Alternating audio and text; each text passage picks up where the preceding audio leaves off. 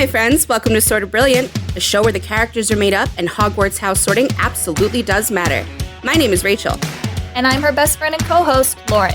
Every other week, we're going to invade a fandom and determine whether your favorite character belongs in Gryffindor, Hufflepuff, Ravenclaw, or Slytherin. There's bound to be some arguments along the way. But in the end, we're always right. Well, according to us. According to us. Hey everybody, welcome to a new episode of Sort of Brilliant. We're shaking it up a little today. We're not sorting a TV show or a book or a movie.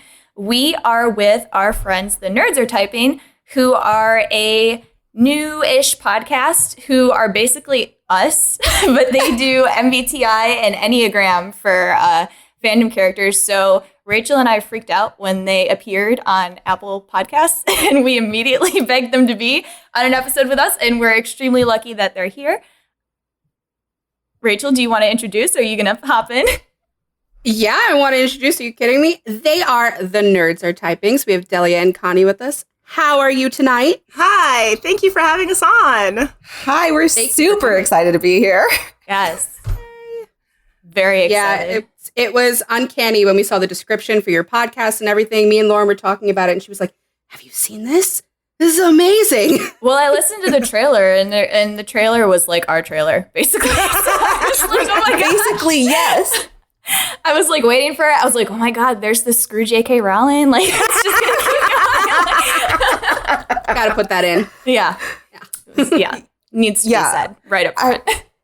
I forget who tagged us and was like, oh, you guys should listen to Sort of Brilliant. It was like, Jen from Community Rewatch. Yes, that is exactly who it was. And I was the one that was on the account that day, and so I was like, oh, let me just go check them out. And I was like, oh my gosh, look, they had such a cute name. That's why I shared it with Connie at first, because I knew we had struggled with names. But then I actually went to go listen to the trailer, and I'm like, well, that's weird. And then I started listening to the first episode, and I literally messaged Connie. I'm like, I think they might be our doppelgangers. Yeah, that's good or she bad, literally did. Yeah, she literally did. And I was just like, okay. And then she was like, no, you don't understand. And in the 15 minutes that we've spoken, I see it. It's a weird parallel thing going on here, because we found out that Delia and Lauren are in the same area, and Connie and I are in the same area. And then Connie and I have things in our background literally right two now. of the same thing in our background. The TARDIS exploding Van Gogh poster from Doctor Who and Baby Yoda. And honestly, I'm sure we'll find something else. I do see a TARDIS. Is that a TARDIS that I see? That's a TARDIS. I have to turn. You can see it like in the corner Oh my God, it's the same one. You guys cookie live in jar? the same house. Is it the cookie jar? Yeah. It's the cookie jar one, yeah. Dude, that's so weird. It's so weird. Oh, man. Well, obviously, really, the universe wanted us to collaborate. Exactly. We're also super excited because we're a full house set today. Yes. Connie and Delia are Hufflepuff Ravenclaw, so we've got all four here. That's wild. That somehow is a rare occurrence. It is. It really is. We do. We have trouble finding Ravenclaws. Yeah. I was gonna. Yeah. Well, in characterization, we're surrounded by them in life, but Yeah. Yes. Ravenclaws in media, they're coming out, though. The more we're talking about it, we're watching things, they're starting to come out, and we're like, there you are. We were hiding. Yeah. But thank you for coming on. Thank you for being interested. Thinking we were your doppelgangers. Huge compliment, because you guys are awesome. Yeah, no, absolutely. I'm like, yeah, these guys, they're just us, but in like some sort of parallel universe. Like, we have to. Like, it's meant to be. We're friends now. Like, we haven't even talked yet. We're friends now. Yeah. It was so funny. The camera went on, and I was like, is that the TARDIS behind you? Because that's behind me. Yeah, sure is. Oh, man. All right. So we want to know a little bit about you guys. How did you become friends? How did you get your podcast started? Yeah. Other people. So the Nerds Are Typing is technically a production of Black Girls Create, which is where we work essentially, like in our spare time. It doesn't pay the bills yet, but maybe one day. But it started because our friends Bayana and Robin had it's done now, but had a podcast called Wizard Team. And we both just found Wizard Team at different times. And what that was a Harry Potter, like, read through podcast, basically, from the perspective of Black Potterheads. And we both found Wizard Team through the internet and were talking online through Wizard Team Slack, and then ended up going to a LeakyCon and meeting, and that was kind of it. And now we're friends, and now we both like work with Black Girls Create. Like the timeline is varied, but that's essentially how that all came together. So Harry Potter is the catalyst. Yes, for all another reason Harry Potter. Another reason why this collaboration made a lot of sense. But also in our Black Girls Create community, you know, conversations about typing and sorting always come up, obviously, naturally. And then Delia and I realized, like, oh, we each have this like preference towards one or the other. And I didn't go to Enneagram. Like, I was like, why is there math? Why are there numbers? What are the W's? I just don't understand. And she's like, no. Let me break this down for you. And I was like, okay. And then I was like, how do I find my type? And she was like, just read through. You don't have to take the test. Just read through them. And whichever one hurts the most is the one.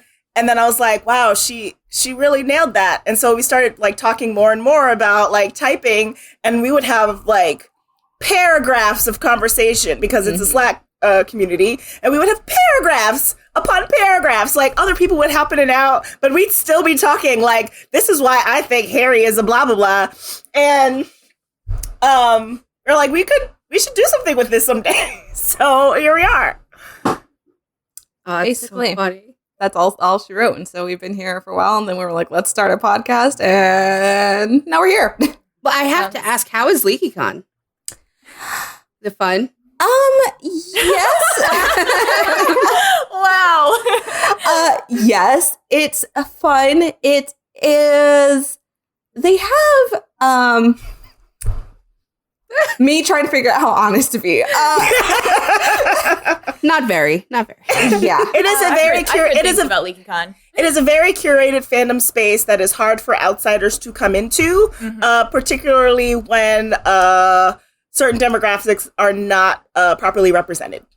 There you go. Wow, that was so diplomatic. Yes, but it is fun. So like, but it is fun, and it's like, but I personally feel like any convention you can make it fun if you're with your friends and like talking about the nerdy stuff that you love. So it was always going to be fun, but a lot of our experience is us working because we're on panels and running around and like networking and like meeting people and like sometimes selling things at we usually share a booth with our friends at the Harry Potter Alliance, and it was work also, so that kind of like changes the fun levels of it a bit too. But in general, being on a con with your friends talking about your favorite stuff is fun.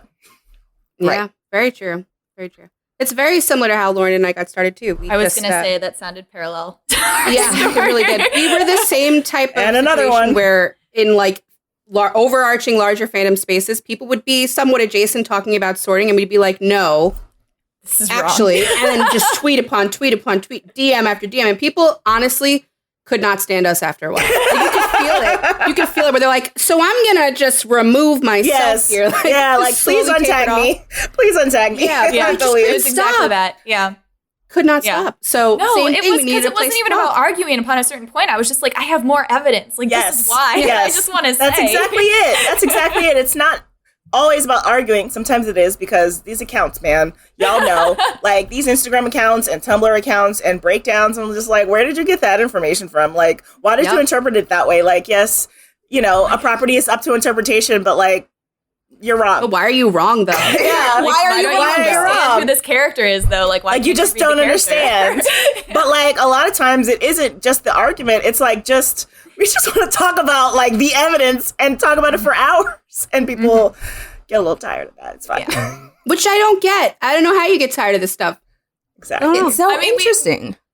We eventually moved it into DMs and like found ways to yell, because also the fandoms people aren't always interested in what we're watching. Like Rachel and I found out, weird that we found this out, but we both played the Nancy Drew like PC games as children. Not even as children, we still play them. And then I'd never met anybody who had done that in real life. And Rachel said, oh my gosh, okay. So I was like, oh my gosh. And the CW now has the Nancy Drew show. Oh, right. Which is actually pretty good. I was surprised.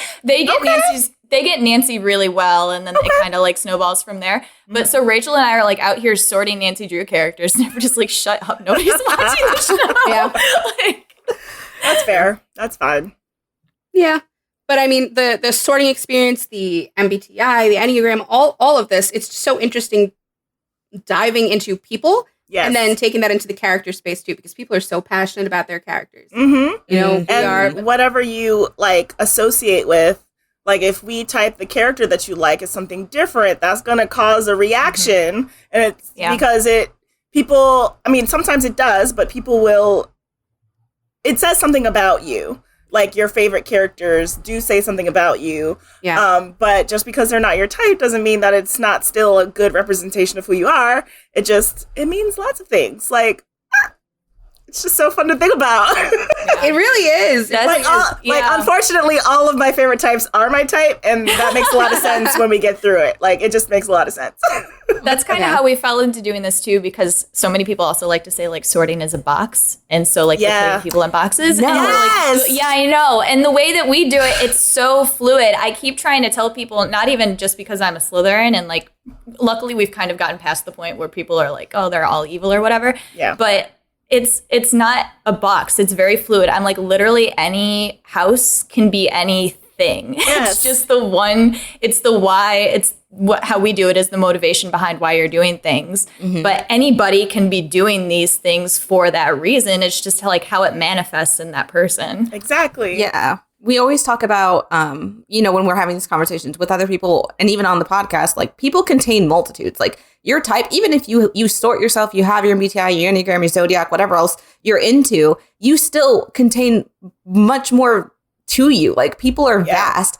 These typing systems are only capturing a facet. They can be pretty like intuitive, like the Enneagram, in my opinion, is, but I'm still way more than a type 5 or whatever, And I think people don't understand that, and that also contributes to when people get worked up about us typing a character, and it's like, well, no, she's really like this sweet character. I'm like, well, that doesn't mean that she's not. Like, it can be both and. Yeah, and you contain like properties of the other types with like all of us do. So, my own like sorting system is very much like, okay, it's sort of value based, but also like, what is your like secondary type? Like, what is the other thing that definitely influences who you are? Like, it's not, some people, it's a very like Hufflepuff, but I'm a little bit of a Hufflepuff Ravenclaw. Like, it just, we all contain multitudes. And I like that this process allows us to have, I guess it's really like the intellectual ways we get to talk about it.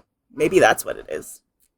Well, one of the things I was super interested in when I was listening to your guys' podcast is that the like Myers-Briggs and Enneagram are meant to like show these facets, but then you're supposed to move beyond having like a faceted personality. Like once you have reached like completion as a human being, you're supposed to not be categorized anymore, which I find really interesting because the fandom that we sit in, a lot of the arguments we get because of the show Supernatural and what it is like characters can sometimes move into different universes, but still is the same person. And then they're like given different memories or whatever, or different backstory. And so people argue, well, they changed houses. And I'm like, no. But that's the thing, because that is the most important thing, is that it's about the writing. Like, that is also a thing that the two of us are very much into, is like talking about writing and talking about character and talking about how stories are told. And if you're a good storyteller, your character will remain consistent from beginning to end. And some people are good storytellers sometimes, and sometimes they make Ron Weasley. Like... We talk about how Ron Weasley was like, he started down a path. This is an aside. Sorry if this is a tangent. I want to hear No, I listened to this and I told Rachel she was very interested. No. So like the thing with Ron Weasley is I feel like J.K. Rowling, she's got a lot of problems, but to include the fact that we feel like she started writing Ron in this one way. Like you see him in book 1, he's very like, he can be very analytical. Like he sacrifices himself playing wizard chess. But as the story progresses, and, there's been discourse in the fandom, like beyond just us, like, was she influenced by the movies and like subconsciously, like he becomes more of a funny type of character, even in the books. And like, he just doesn't learn from it. Like, why does he leave Harry again? I need to understand. I just feel a way about that because I just don't think he would if his characterization had remained consistent and because he was so loyal. Yeah, and growing. That's the thing. Like, she lets him be stagnant. I don't know why. It just seems like there's a piece that dropped off. I'm not saying, like, in Ron's case, as far how we type him, I think he still would have been probably, in Enneagram case, a 6 or whatever. But I think we would have seen him moving in growth in a more healthy level of a 6, which that's a thing I know. Like, hello, dear listeners who don't know anything about the Enneagram yet. We'll get there.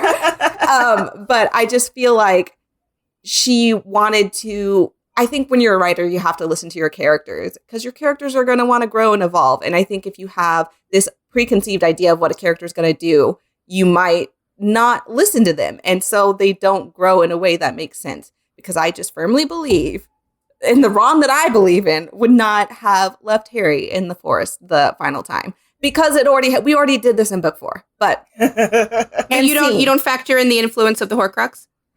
Yeah, but when he was doing some of the stuff, he wasn't wearing it. He was just being a nasty friend and takes off the Horcrux partway through the explosion. And so it does factor in, which also I'm so excited to do an episode talking about that, like magic's influence within Harry Potter on these things and the Horcrux specifically. And then also the potion Dumbledore drinks and how that drew out, his worst memories, but also the Mirror of Eris. It's all interesting to typing. But anyways, that's an aside. Yeah, I don't think that would have pushed him to go that far. He does regret it immediately. So there's that. Yeah. There's a lot of room to better Ron Weasley. I think Ron Weasley deserves because he was a good friend. When he's a good friend, he's a great friend, but he's not consistently a great friend. And I don't think it's down to the flaws of him as a person. I think it's sometimes, but also sometimes it's just flaws down to writing. And scene. Yeah. A lot of my favorite parts of Ron are pre book 4 and backwards. You know, so I know what you're saying. I definitely. Well, I was going to say, as I've grown, I've realized more and more what a piece of giant shit Dumbledore is. And I've always wondered also, what the influence of his expectations were. Because he expected Ron to do that. Or, he called out as the great, manipulator. Gave him the light for it. Yeah. So I've always wondered how that might have gotten him, too. Because wasn't there, or am I making this up again? We made up the whole serious thing, Rachel, where Ron was a little jealous about. Yeah, he says it, doesn't he? He was a little jealous of his relationship with Dumbledore, or how much faith Dumbledore had in Harry. I think it's alluded to in some way. Yeah, yeah. She does. J.K. Rowling does do this thing where she tries to make Ron more of this regressing mama's boy who's jealous of everything. I don't know if it's that he hit puberty and she's just let's make him a dick. I don't know, but he certainly has those moments where you're well, come on. So I always kind of forgave it because of the Horcrux and proximity to the Horcrux and whatever else. And I just think Gryffindors in general have that kind of tantrum in them. Sure. And he did immediately regret it. So I don't want to hate one of the main trio, And Lauren always calls me Ron Weasley, so See, you're the influence of your that type of nobody in the woods. Yeah, I don't hate Ron Weasley. We that's a thing that happens when we do panels and stuff. We really believe in critical fandom. You should be able to critique the things we love. And I do like Ron Weasley, but I think a lot of people think I straight up hate him. I'm no, I hate what J.K. Rowling did. Yeah. She should answer for many crimes. To include. Yeah, we live in that house of criticizing the media that we love. Kind of demands it. That's the funny thing about Supernatural, too. It's the story's awful and the writers should be thrown away. But the one thing that they accidentally did correctly is the overall characterization growth. Yeah. They did not do it on purpose. Yeah. But you can see Dean Winchester, from our view, go from such an unhealthy Gryffindor to a really healthy Gryffindor. Wow. Weird. So yeah, it's crazy. It's accidentally good. Right.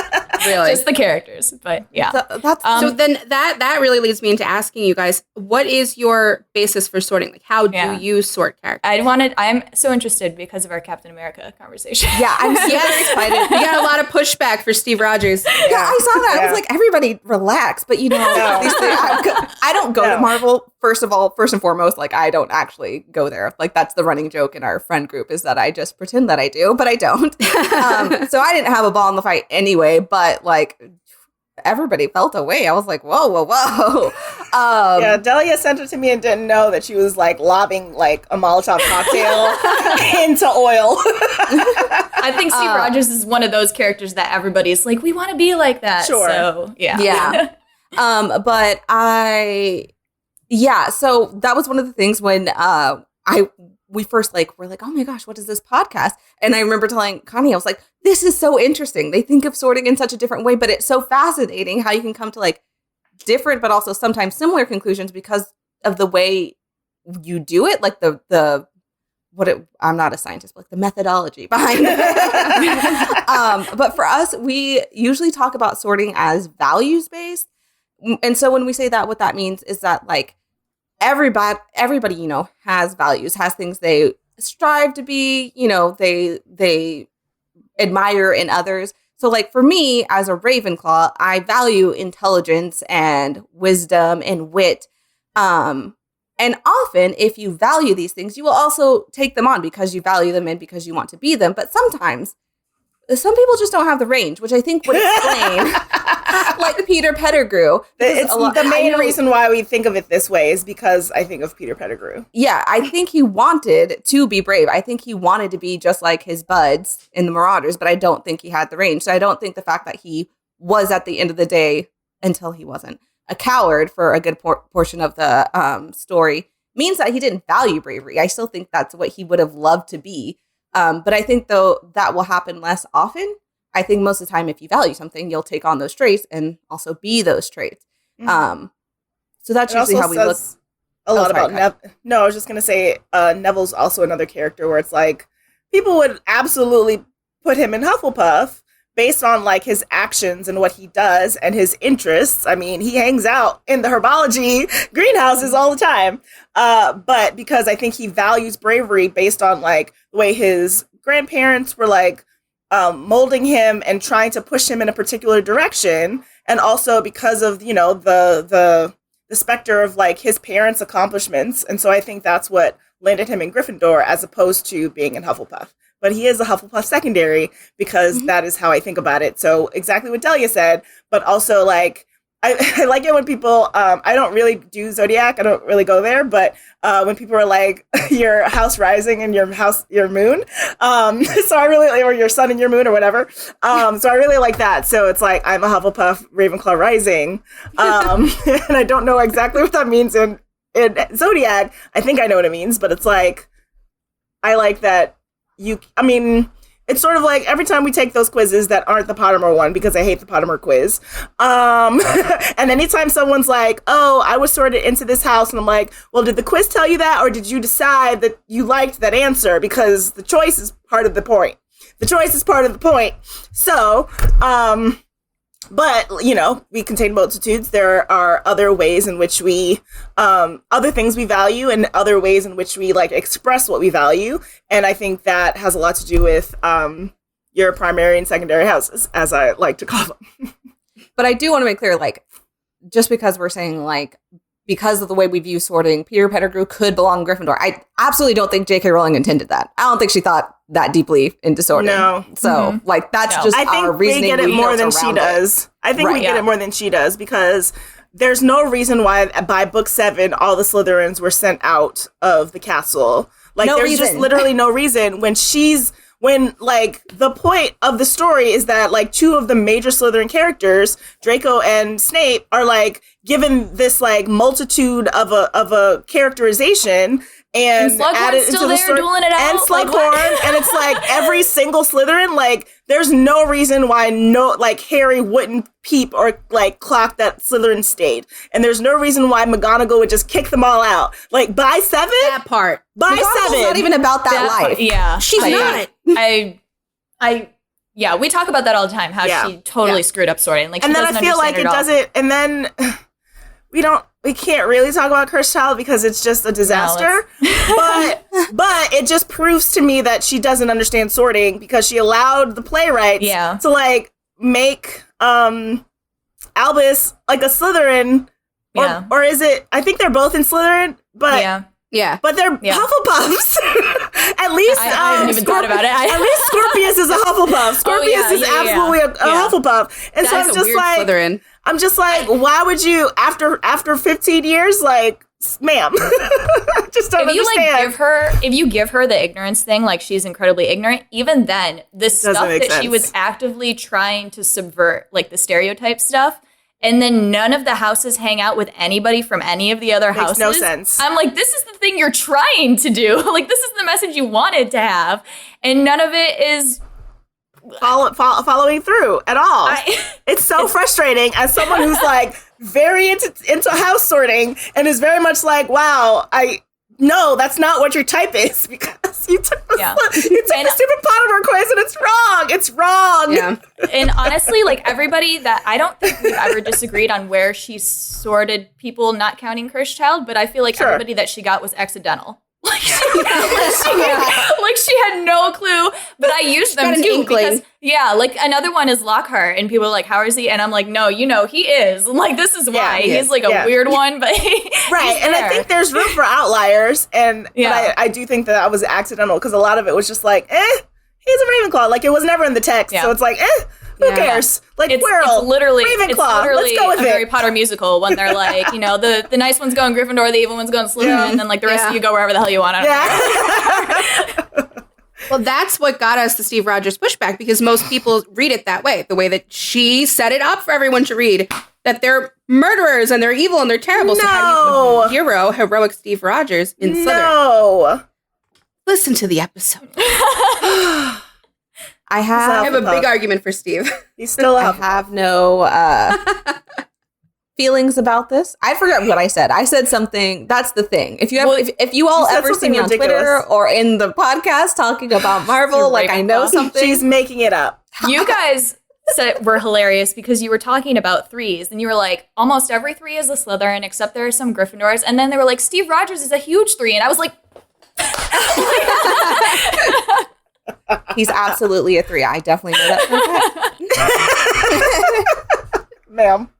But I can see how we intersect, because values a lot of time plays into why you do things, because you value something. So that is why your motivation. So I can see how we agree, but then also don't hit the right one. Exactly. At some point. Exactly. Because in our system, Steve Rogers values Hufflepuff values, but sometimes he acts like a Gryffindor, and maybe he has some Slytherin traits, maybe.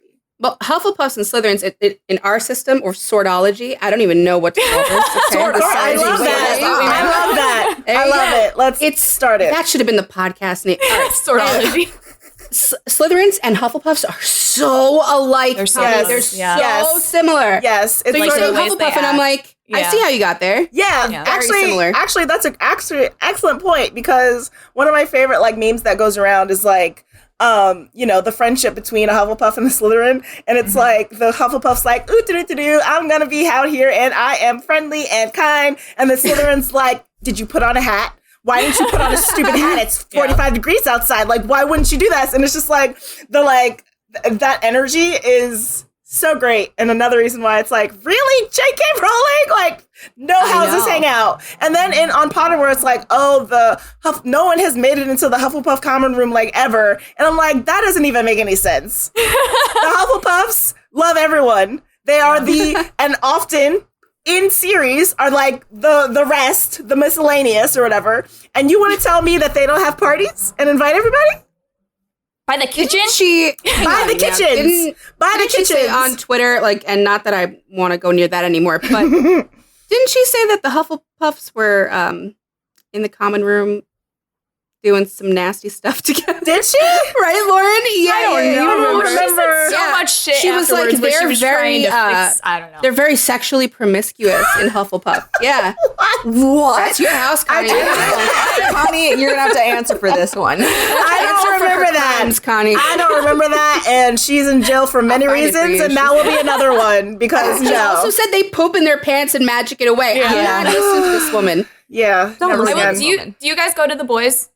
Do you play? Okay, then I won't go there. But I was just thinking about it the other day too. It satirized. I don't know. Would you call it satire? Yeah. That they take. Yeah. Okay. Yeah. So I've heard of the premise of it, yeah. Right, yeah. So they're about to have the character that is going to be the Captain America or whatever. And Rachel and I were having a conversation the other day because she was like, I don't understand how he can be like what you're saying, because he's supposed to be like worse than the worst guy who's like the Superman one or whatever. And she's like, I don't understand. I was like, it's really not that hard. He could literally be Steve Rogers and just be a bad person. Like Steve is just a good person, but like the way that he does things. Yeah, the way you go about Good things. person in Endgame. but Yeah.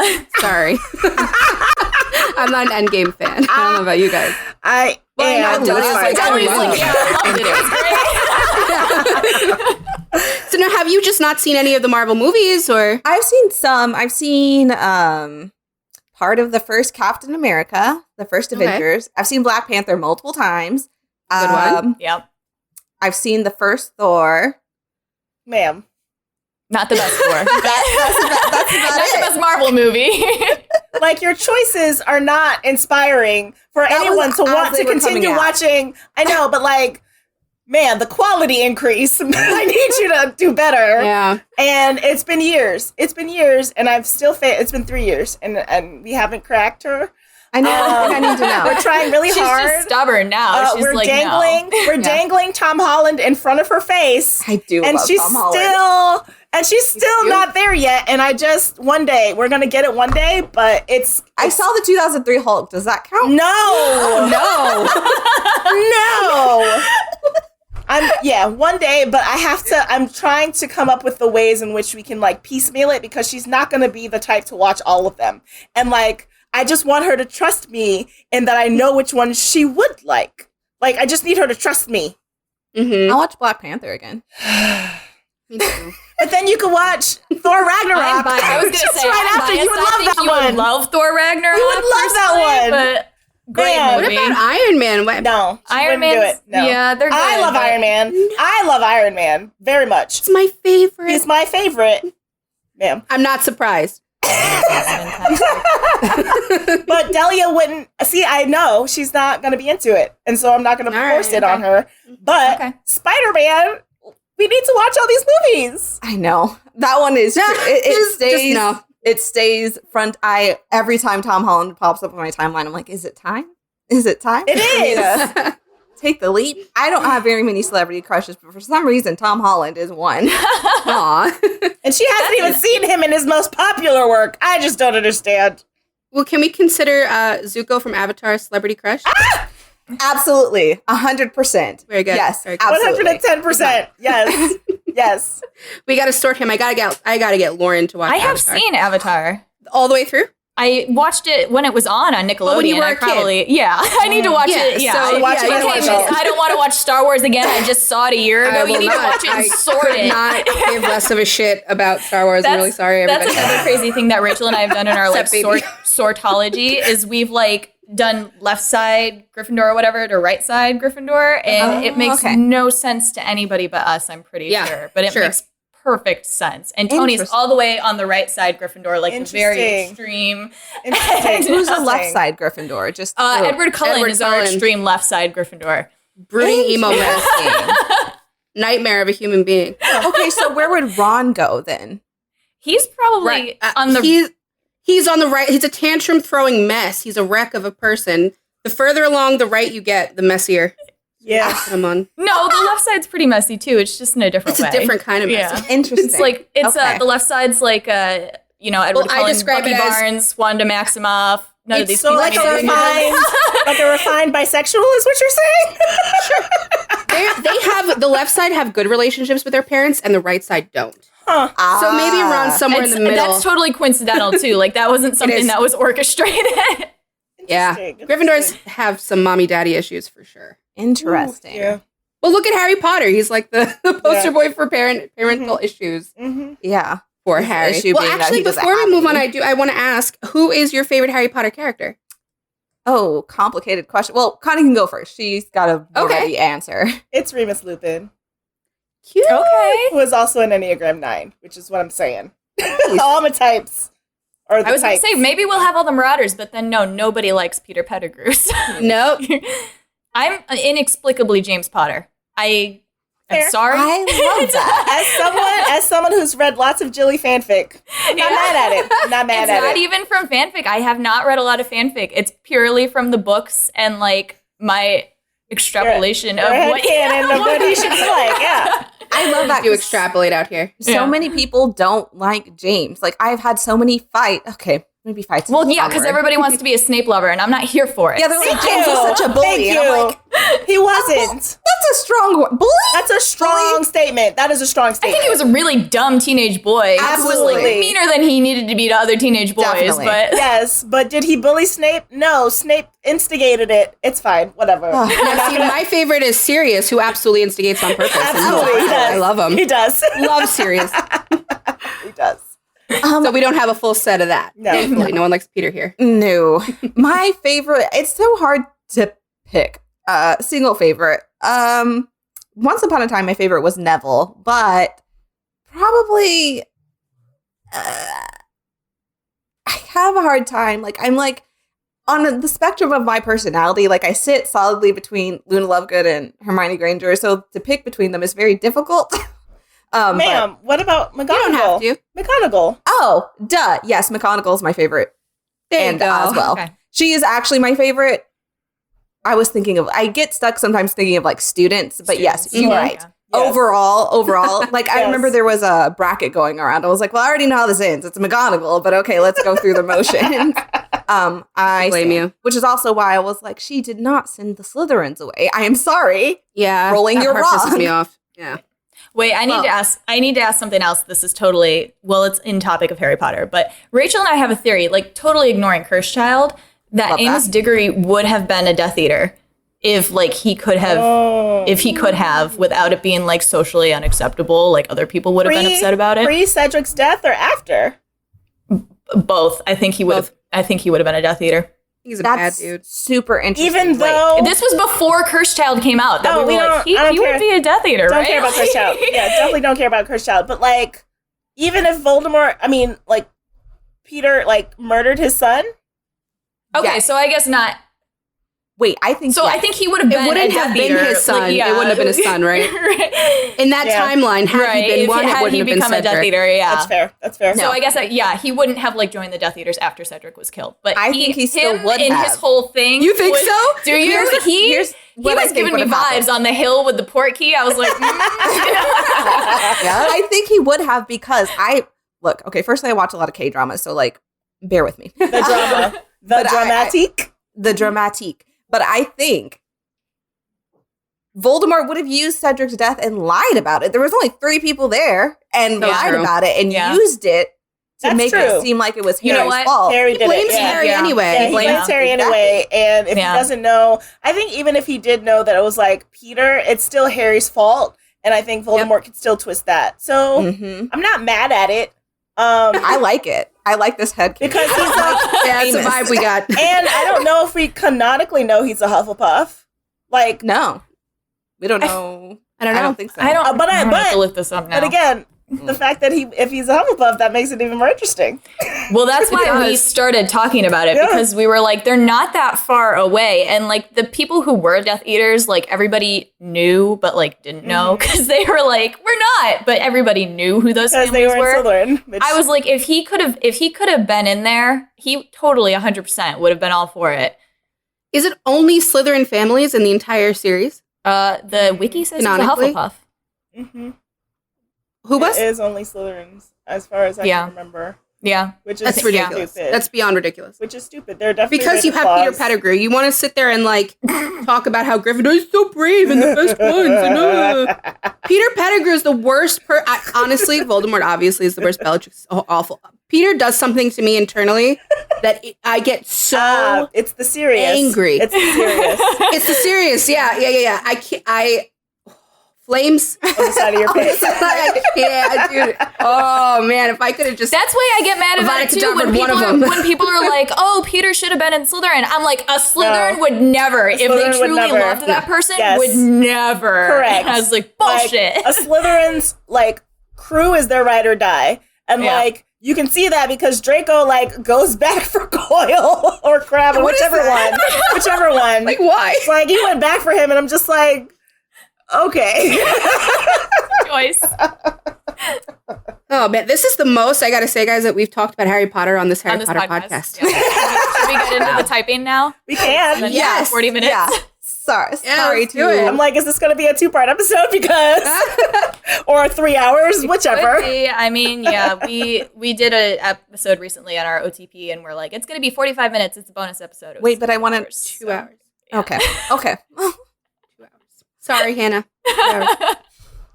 So the MBTI, I have very limited experience with it. I just know mine. I find it extremely interesting. Extremely interesting. Mm-hmm.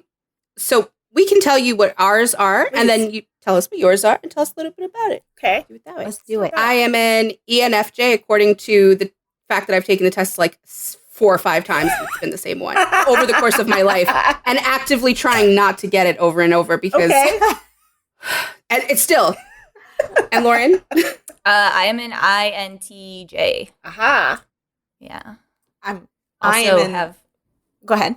I was going to say, I also have taken the test and forgotten what I am and retaken the test and get the same thing. So I talk about this on our podcast. I was mistyped for a long time as an INTJ, but I'm actually an INTP. But because I mistyped for so long, I do still feel like a lot of like similarities to INTJ. Like I think for an INTP, I present very INTJ, and there's reasons for that. We can talk about that later. Or I talk about it on the podcast. Y'all can go listen. But so that's why I was like, oh, INTJ also. And then I'm like, oh, wait, no, not also me, but close. very close. I'm an INFJ.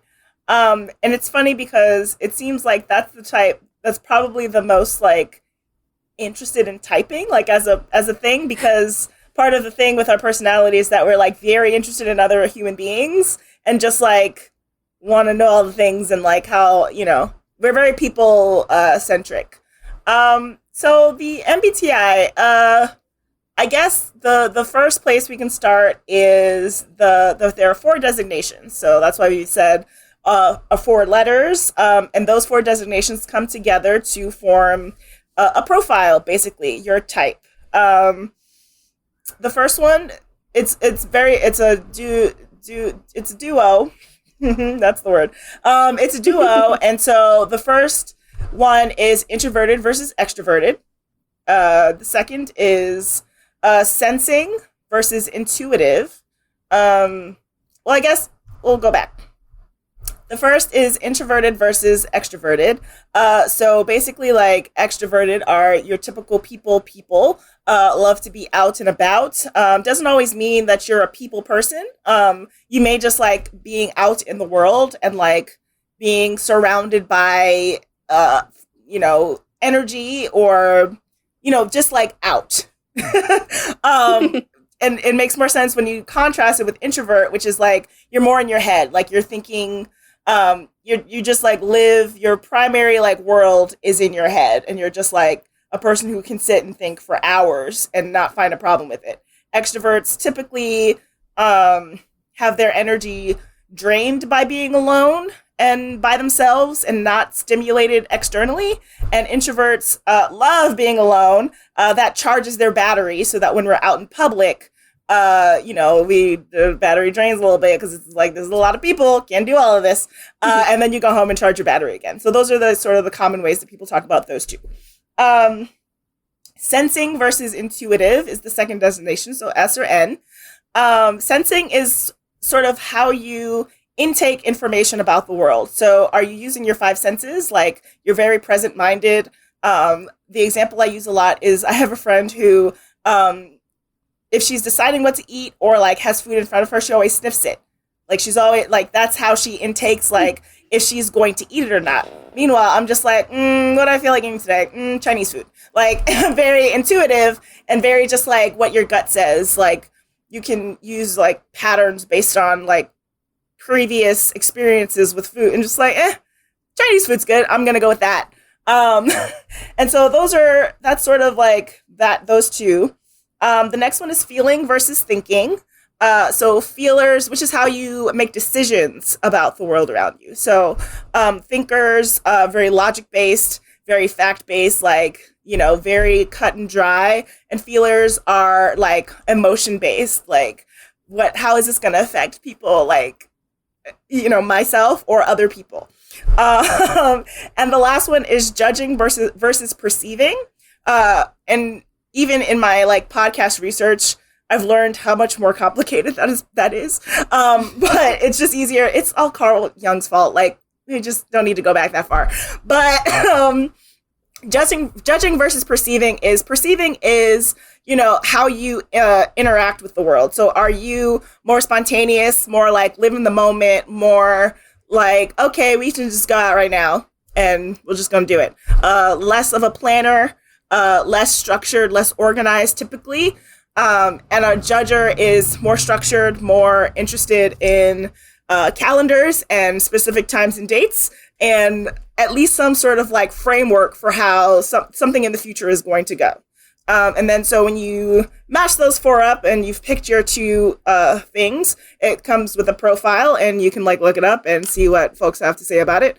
And if it drags you, I'm sorry, but it's not as bad as the Enneagram. I'll just tell you that, because the Enneagram MBTI is basically like about your how do we usually say it? Like it's about like your cognitive processes, like, yeah, like it's sort of like about what things. You do and how you do it, and the Enneagram is more like the inner work, like what you value, the motivation and why you do it. Yeah, and the motivations behind why you do it. So those are the two different ways those two things like talk about you. And so there aren't typically like Enneagram, like there are typical Enneagram and MBTI like overlaps, but you can be any of the Enneagrams and any of the MBTIs, because it just says it's talking about two different parts of like how you think about yourself and like interact with the world and other people. Mm-hmm. Any questions so far? No. Can you have a little bit of like another type in you? Like say, so ENFJ, can I have something else? Sort of like the way you were describing houses, you feel like you have a little Ravenclaw in you. I think, no, go ahead, Delia. Oh, I was just going to say, well, the thing with having the two designations within each letter is it's about having a preference, but just because you have a preference does not mean you never use the other. And the great example is like, me and Connie have talked about how like when we're in workplace settings or we go to conventions and we're talking on panels, like we've heard so many times people are like, you don't seem introverted. Like you're so, you know, you're so friendly and, you know, bubbly and blah, blah, blah, things like that. And that's because you're using your extroverted, like you can still access it. Like you can still use extroversion and be like a people person, just like even though Lauren and I are thinkers, like we still feel things, like we still like, you know, deal with emotions. I don't want to. Right. Delia tries not to. We may reject it, but I mean, they're there. And so sometimes maybe every now and again you'll lean, like if my little sister comes to me and she's upset about something, like I will try and lean more into the feeling aspect of things to try and help her through it because she's my little sister and that's what I would do. But your preference and what you usually trend toward is going to be one or the other. Even if it's a slight preference, you're going to have one. Mm-hmm. And then to make it more complicated, there are these things called cognitive functions. And so whatever your like letter designation is, it means that you have a list of like 4 cognitive functions. So it's called your cognitive stack. And it sort of determines how your letters occur. It's so funny. Yeah. Because really, when you actually get down to the actual into the depths of the actual MBTI, because Connie did not want to get into the Enneagram because she's like, it's numbers, it looks like math. But honestly, the MBTI functions way more like math than the Enneagram does, because it's more like an if-then statement. It's like, if this, if that, then your MBTI is this. Don't tell Lena, Delia, because she's going to be so mad at me. Absolutely not. I will not. People keep trying to be like, it's math. And I'm like, no, it's not math. I was a communications major. I can't do math. Like, why don't you tell me that? It's fine. But yes, there is like a order of events that happens.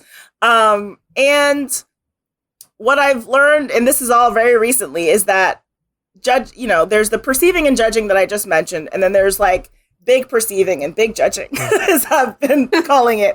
And so judging is how you make decisions, and perceiving is how you intake information. And your first two in your cognitive stack, I don't really delve deeper into that because that's like MBTI, like 301, 401. I'm not there yet. I'm still on like 201.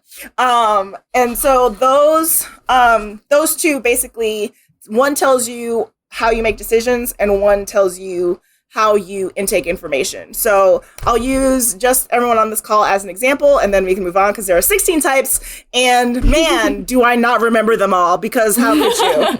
It's like, oh, Hogwarts houses, there are 4 of them. Enneagram, it's 9. And I'm like, 16? Yeah, we could not handle that. Okay. Anyway, let's see if I remember, actually, because I have like a little chart here, but I might not. I'll just do I remember mine if you want.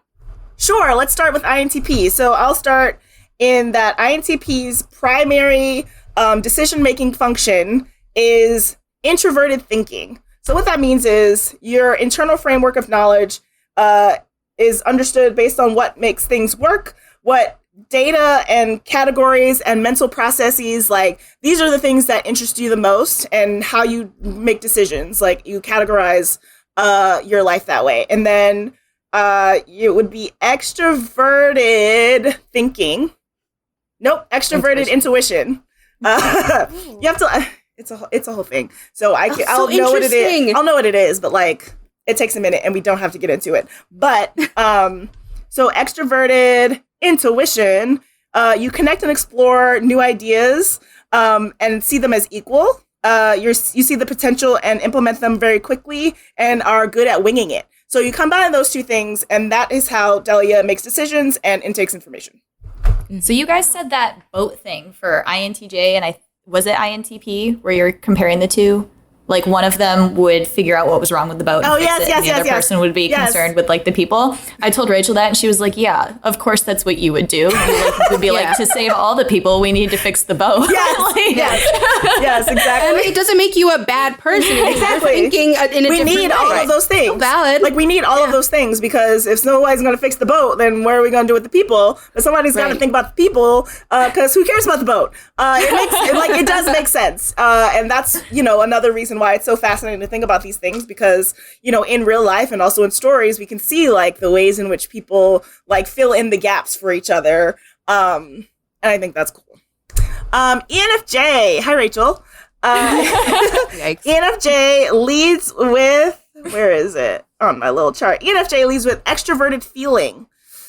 So you judge situations based on its effect on other people, their well-being, their motivation, their well-being of those people, and you are able to motivate others to work together, and you mirror others to bond with them. Does that sound right? Yep. Yeah, you got to see me in classes with people when I have to do group work. I'm like, oh, you love that? I love that too. Let's get it done. Come on, we'll be best friends. We can hang out after. Let's go. Yeah, it's sad. I don't like it. It's not sad. And then I exhaust myself.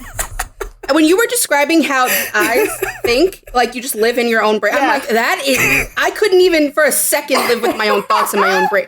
Yeah, no.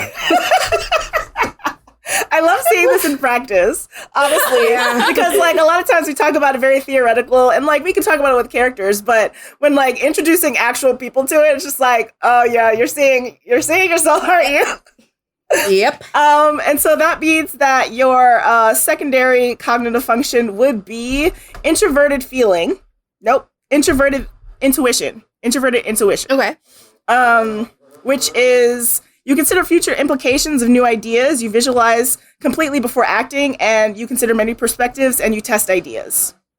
Yeah, super anxiety about stuff. You have to think about everything first. Yeah. Yes, and I'm an INFJ, so I lead with that.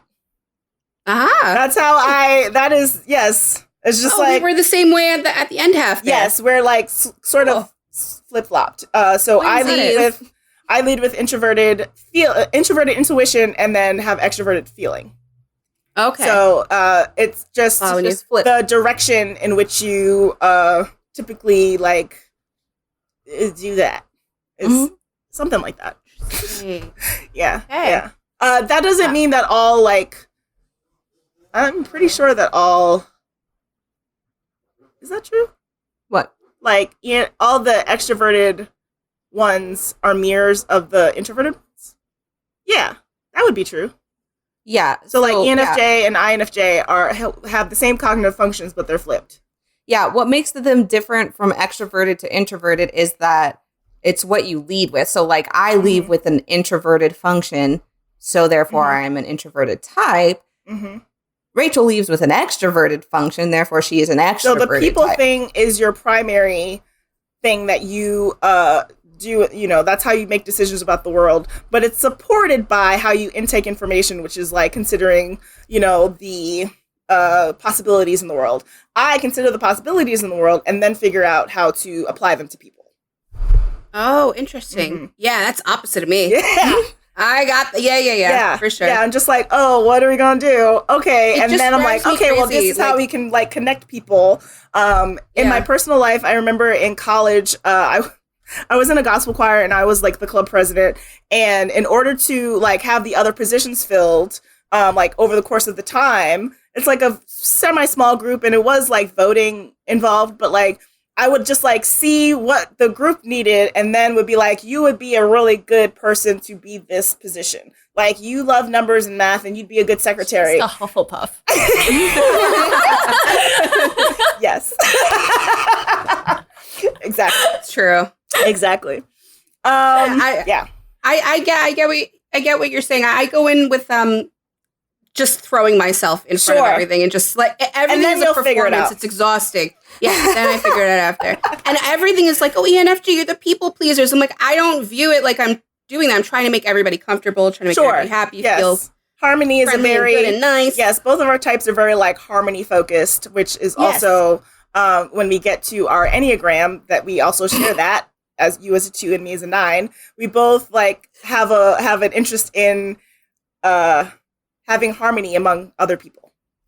Yeah, it's important. It is. Lauren doesn't need it. No, I was going to say, I have to ask what the TJ means, because when I look up my characters, I always have like either villains or like very serious people. And I'm like, for you, very serious person. You're flipped from me. So I lead with introverted thinking, and then I have extroverted intuition. So I put intuition out into the world. You're flipped. You lead with introverted intuition. So your intuition is focused internally, and you lead with extroverted thinking.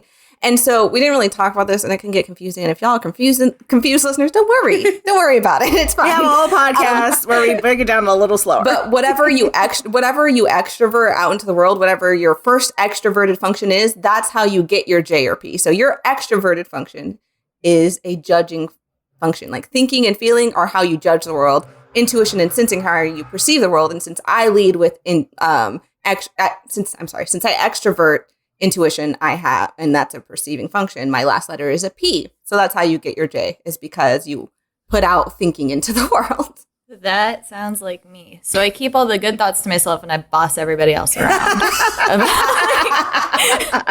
I see that. I think I didn't read extroverted thinking. So introverted intuition is where INTJ leads, so considers future implications of new ideas, visualize completely before acting, many perspectives, tests ideas. So the two of you have like a shared cognitive function in your stack, which might make sense as to why you work well together, because you like work in the world a similar way, just a little different.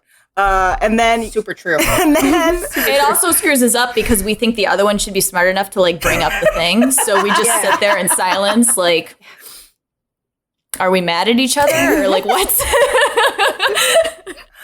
And then your secondary function, which supports your primary, is extroverted thinking. So you use external facts to draw conclusions, and you can apply systems to any situation. So it's basically like what's happening in the world, and then like what you've previously experienced in the world, and then you apply it. It's like, well, this is how it goes. This is just how it goes. Yeah. It worked before. That is how it works now. Yes, that's it. That's exactly it. Which is actually very interesting with INTJ, because you can see all the possibilities, but also you're like, this is how it always works. But then you can you can see the possibilities, but it's supported by how it's always worked. See, this is when we get into Enneagram, this is where I get messed up on the tests too, because I don't end up with this, but I know there's one that's very into security or whatever. So they ask all those questions like, are you ready for the future? And I'm like, well, yes, because even if it screws up, I have a plan. Like I can figure it out, but I'm not into security. Like I can just do it. Like it's fine.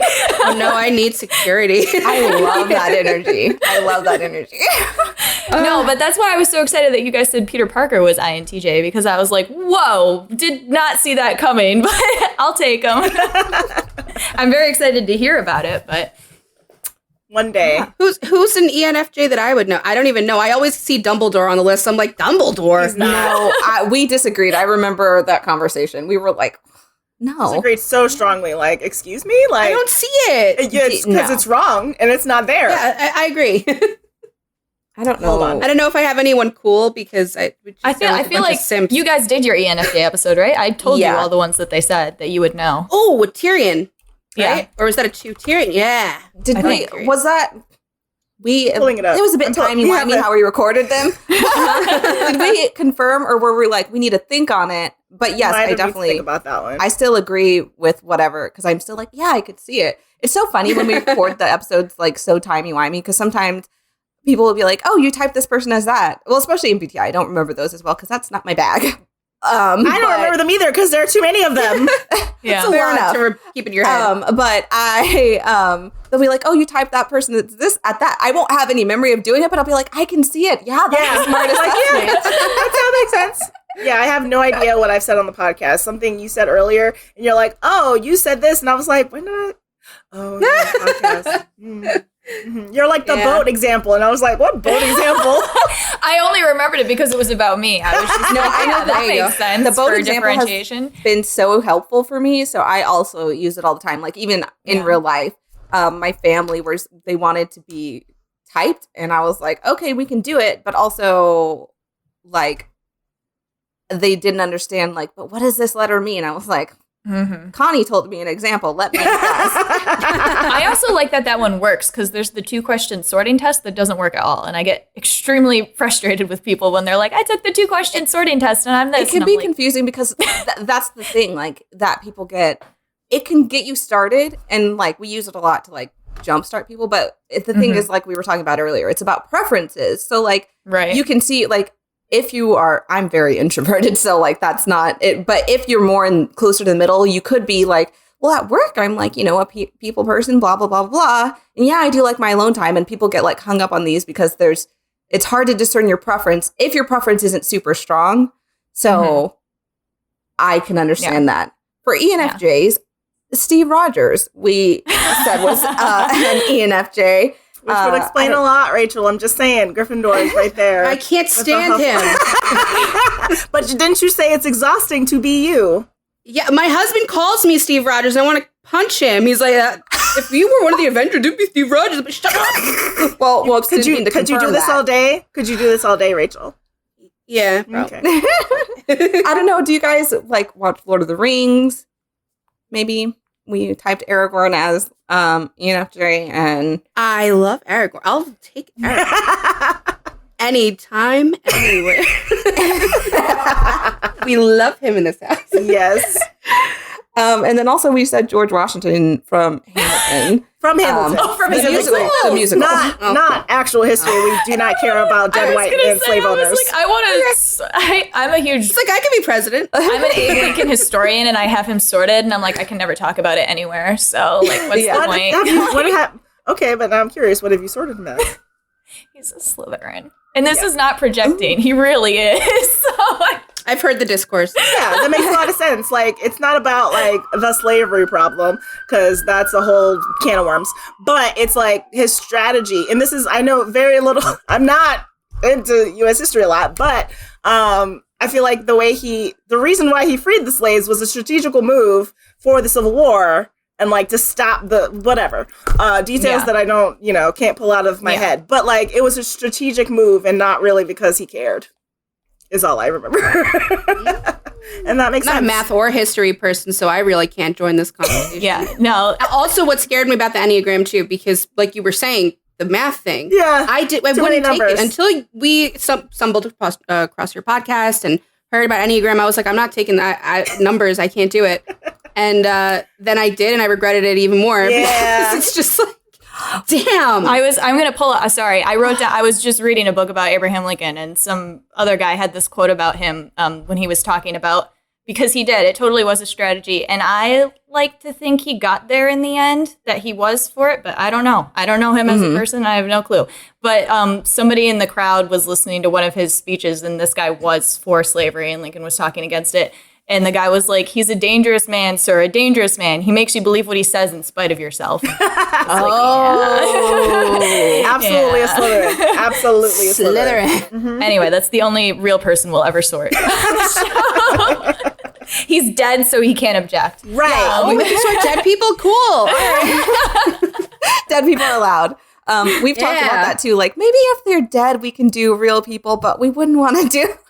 We try not to do it too often is really what it is. Yeah. Because we're all But you about do it in your conversations with each other, Yeah, right? absolutely. Like, Oh, yeah. constantly. No. Yeah. Absolutely.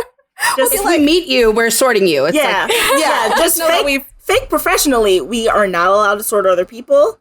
But in our personal lives, like, I've got you pegged. Okay? Yep. I know what it is. All right? Every person I meet, it is one or the other. Like, it is one of the three systems that I think about. It's not all of them, because that, again, is too much information to take in. But, like, my new boss, I was just like, oh, you're a Slytherin. You're a 3. Yeah, that makes sense. Like, I can just see it without her having, like, taken the quiz or us really having discussed it, because I don't know that she, like, goes there at all. But I was just like, no, you're a 3. And then she's like, yeah, I'm a Slytherin. And I was just like, yeah, that's it. Yeah. I can see how you guys are Ravenclaw, Hufflepuff for sure. I probably would have given you that. If I didn't know, I would have told Lauren after, like, that's a Ravenclaw and Hufflepuff. Yep. We just Which had a is full so house. great, because it's such a rare pairing as friends and as, like, romantic partners in media that we've watched. Even though we got Cho and Cedric, I was like, we never saw them speak to each Cho and other, Cedric so don't I don't freaking know. No. Connie complains It's all the time. nuts. But the thing with this pairing, because I have way too many Ravenclaw friends, is that I have feelings and they hate them. And so I push them out, and then they just go, no. And I'm just like, oh, okay. I'm married to a Ravenclaw. You can imagine my pain and my problems here. Just like, unless the Ravenclaw has like a Hufflepuff secondary, it is a really pushback against feelings. Nightmare. I don't know what to tell you, Connie. You chose this life. I wasn't expecting it to be so many. That's Lauren surrounded by Gryffindor. She can't get away from us. Wow. Get away. I don't That sounds understand exhausting. I'm how so I have sorry. so many- No, it's like, but it's not though, because they act that way, and I'm like, all right. Like, you just They know you're alike. Yeah. That actually makes sense. As an INTJ, that makes sense. You're very easy to be like responses whatever. from her are like, I do. She's okay. she's like going on her like drama thing, and I like provide her logic, and she's like, but no, I don't want it, and I'm like, all right, and I stop talking. I'm like, I just want to yell. I just want to yell about it. Yeah. I get that. I have a friend that's somewhere. We don't have a lot of Gryffindor friends though, but the ones that we do have, I do appreciate Gryffindors, because like they're out here. Like, you do need action people. Like, you need an action person who's going to go do the thing. Absolutely. And it's good to like coordinate behind the scenes for whatever you need, and then you send the Gryffindor. Go in. Yeah. True. Yep. Send me in. I'm good. I want to hear about Enneagrams, because that is the one that hurt Rachel, and That's the scary one. I did not feel anything about mine. I was just like, that sounds good. Interesting. Yeah. Okay, I was well- like, okay. All right. Well, you try reading mine and liking that about yourself. Delia got you. Delia got you. What are your type? Like, let's officially, like, your types are 2. and Lauren. You're the wing. Oh, I'm a 1. One wing. 1 wing 2. And I think I'm a Oh. 2 wing 1. No, you're a 2 wing 3. Interesting. You're Okay. not the nurse mother person. No. You're the other Oh, one. brother. We've talked about that one, yeah. I am Sorry. a 5. I think we talked about this. Has it aired recently? I'm sure we've talked about it in the ones that have aired. That I 5 don't is aired. have. 5 is aired. 6 is aired. 6 is aired. Yeah, I don't have a wing. You can have, there's different schools of thought, but I do agree with the school of thought that you can have balanced wings, because they're just like muscles that you work. And so theoretically, like, yes, you can have one that you use more, but you can also have balance. And that's kind of where I am at in my life. And Connie is a 9. I'm at the top wing. of the not circle. It's an Enneagram. Nice. That is the name of the shape. There you go. The satanic. Yeah. Yeah, like it is not a pentagram because that's 5. So it's an Enneagram because it's 9. So much I've gotten in life, like even before having this podcast, you know, teaching friends or people would come and talk to me about the Enneagram. They're like, I always thought it was like a pagan thing. And I'm like, no, it's a shape, but I get why. I get it. So yeah, well, okay. In brief, I'll explain the Enneagram real quick, and then we'll talk about your types. I'll try. And, I know we've been here for a while, but I'll try and keep it quick. But this is actually still shorter than most of our episodes. Okay, great. The Enneagram is complex, and so just hang on, everybody. So the Enneagram, like Connie was saying, it's called the Enneagram of personality. But everybody calls it Enneagram for short, and that literally just means Ennea 9 gram shape. So it's a 9-pointed shape. And it's shaped all funky like that because there's a lot of movement within the actual whole system. So you don't really ever stay in one spot, kind of. But you have a core type. So the types are quantified by numbers. They also have names. Like I'm the 5, which is sometimes called the investigator or the observer. Connie's 9, which is sometimes called like the peacemaker. I think it's usually just called the peacemaker, or the mediator is also what it is sometimes. So, but you can always just say, when you're trying to say what type you are your core type, which for Connie is a 9. And then you have a wing, which is just the type to your side that you kind of take on traits of. And so you would say 9, wing 1, or typed out 9W1. The idea of the Enneagram is that we all have, it's very like kind of esoteric, but the idea is that we take on personality to actually like protect our true selves in response to like trauma from when we're younger, but not like, it can be like big capital T trauma, but like just little, like we all move through life and take on these little traumas. So it's not necessarily this like, well, I didn't have, like, because some of us, like, we grew up, like, I don't remember any big trauma, and that's not necessarily what it means. You still took on, like, hurt and harm as you moved through the world as a child, and so you developed these defense mechanisms and way to protect yourself and built a personality around it. And that's the idea of the Enneagram. And so, when you find your core type, and that's why it hurts so much, just as a note. That's why it hurts your feelings so much. Not it. I had a great childhood, guys. There you go.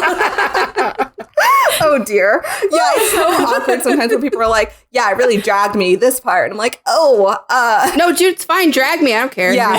Yeah. But for some people, it's like real personal. Like when they express, I'm like, oh, I understand. Oh, dear. Okay, I know a lot about you now. But yeah, so you have your core type, and the idea of the Enneagram, when we talk about it more in our podcast, I won't go too much into it here, but the idea is you want to grow, kind of like we talked about earlier in the episode. You want to grow past the need for personality, like where you can just be your true authentic self, your actual authentic self, and just live in your truth and be balanced, really, is what you want to be in. And your personality hinders you from doing that. And so it talks a lot about moving in stress or growth. And when you are stressed, you kind of move to the more negative sides of one number. And when you're moving in growth, you move into the more positive sides of another number.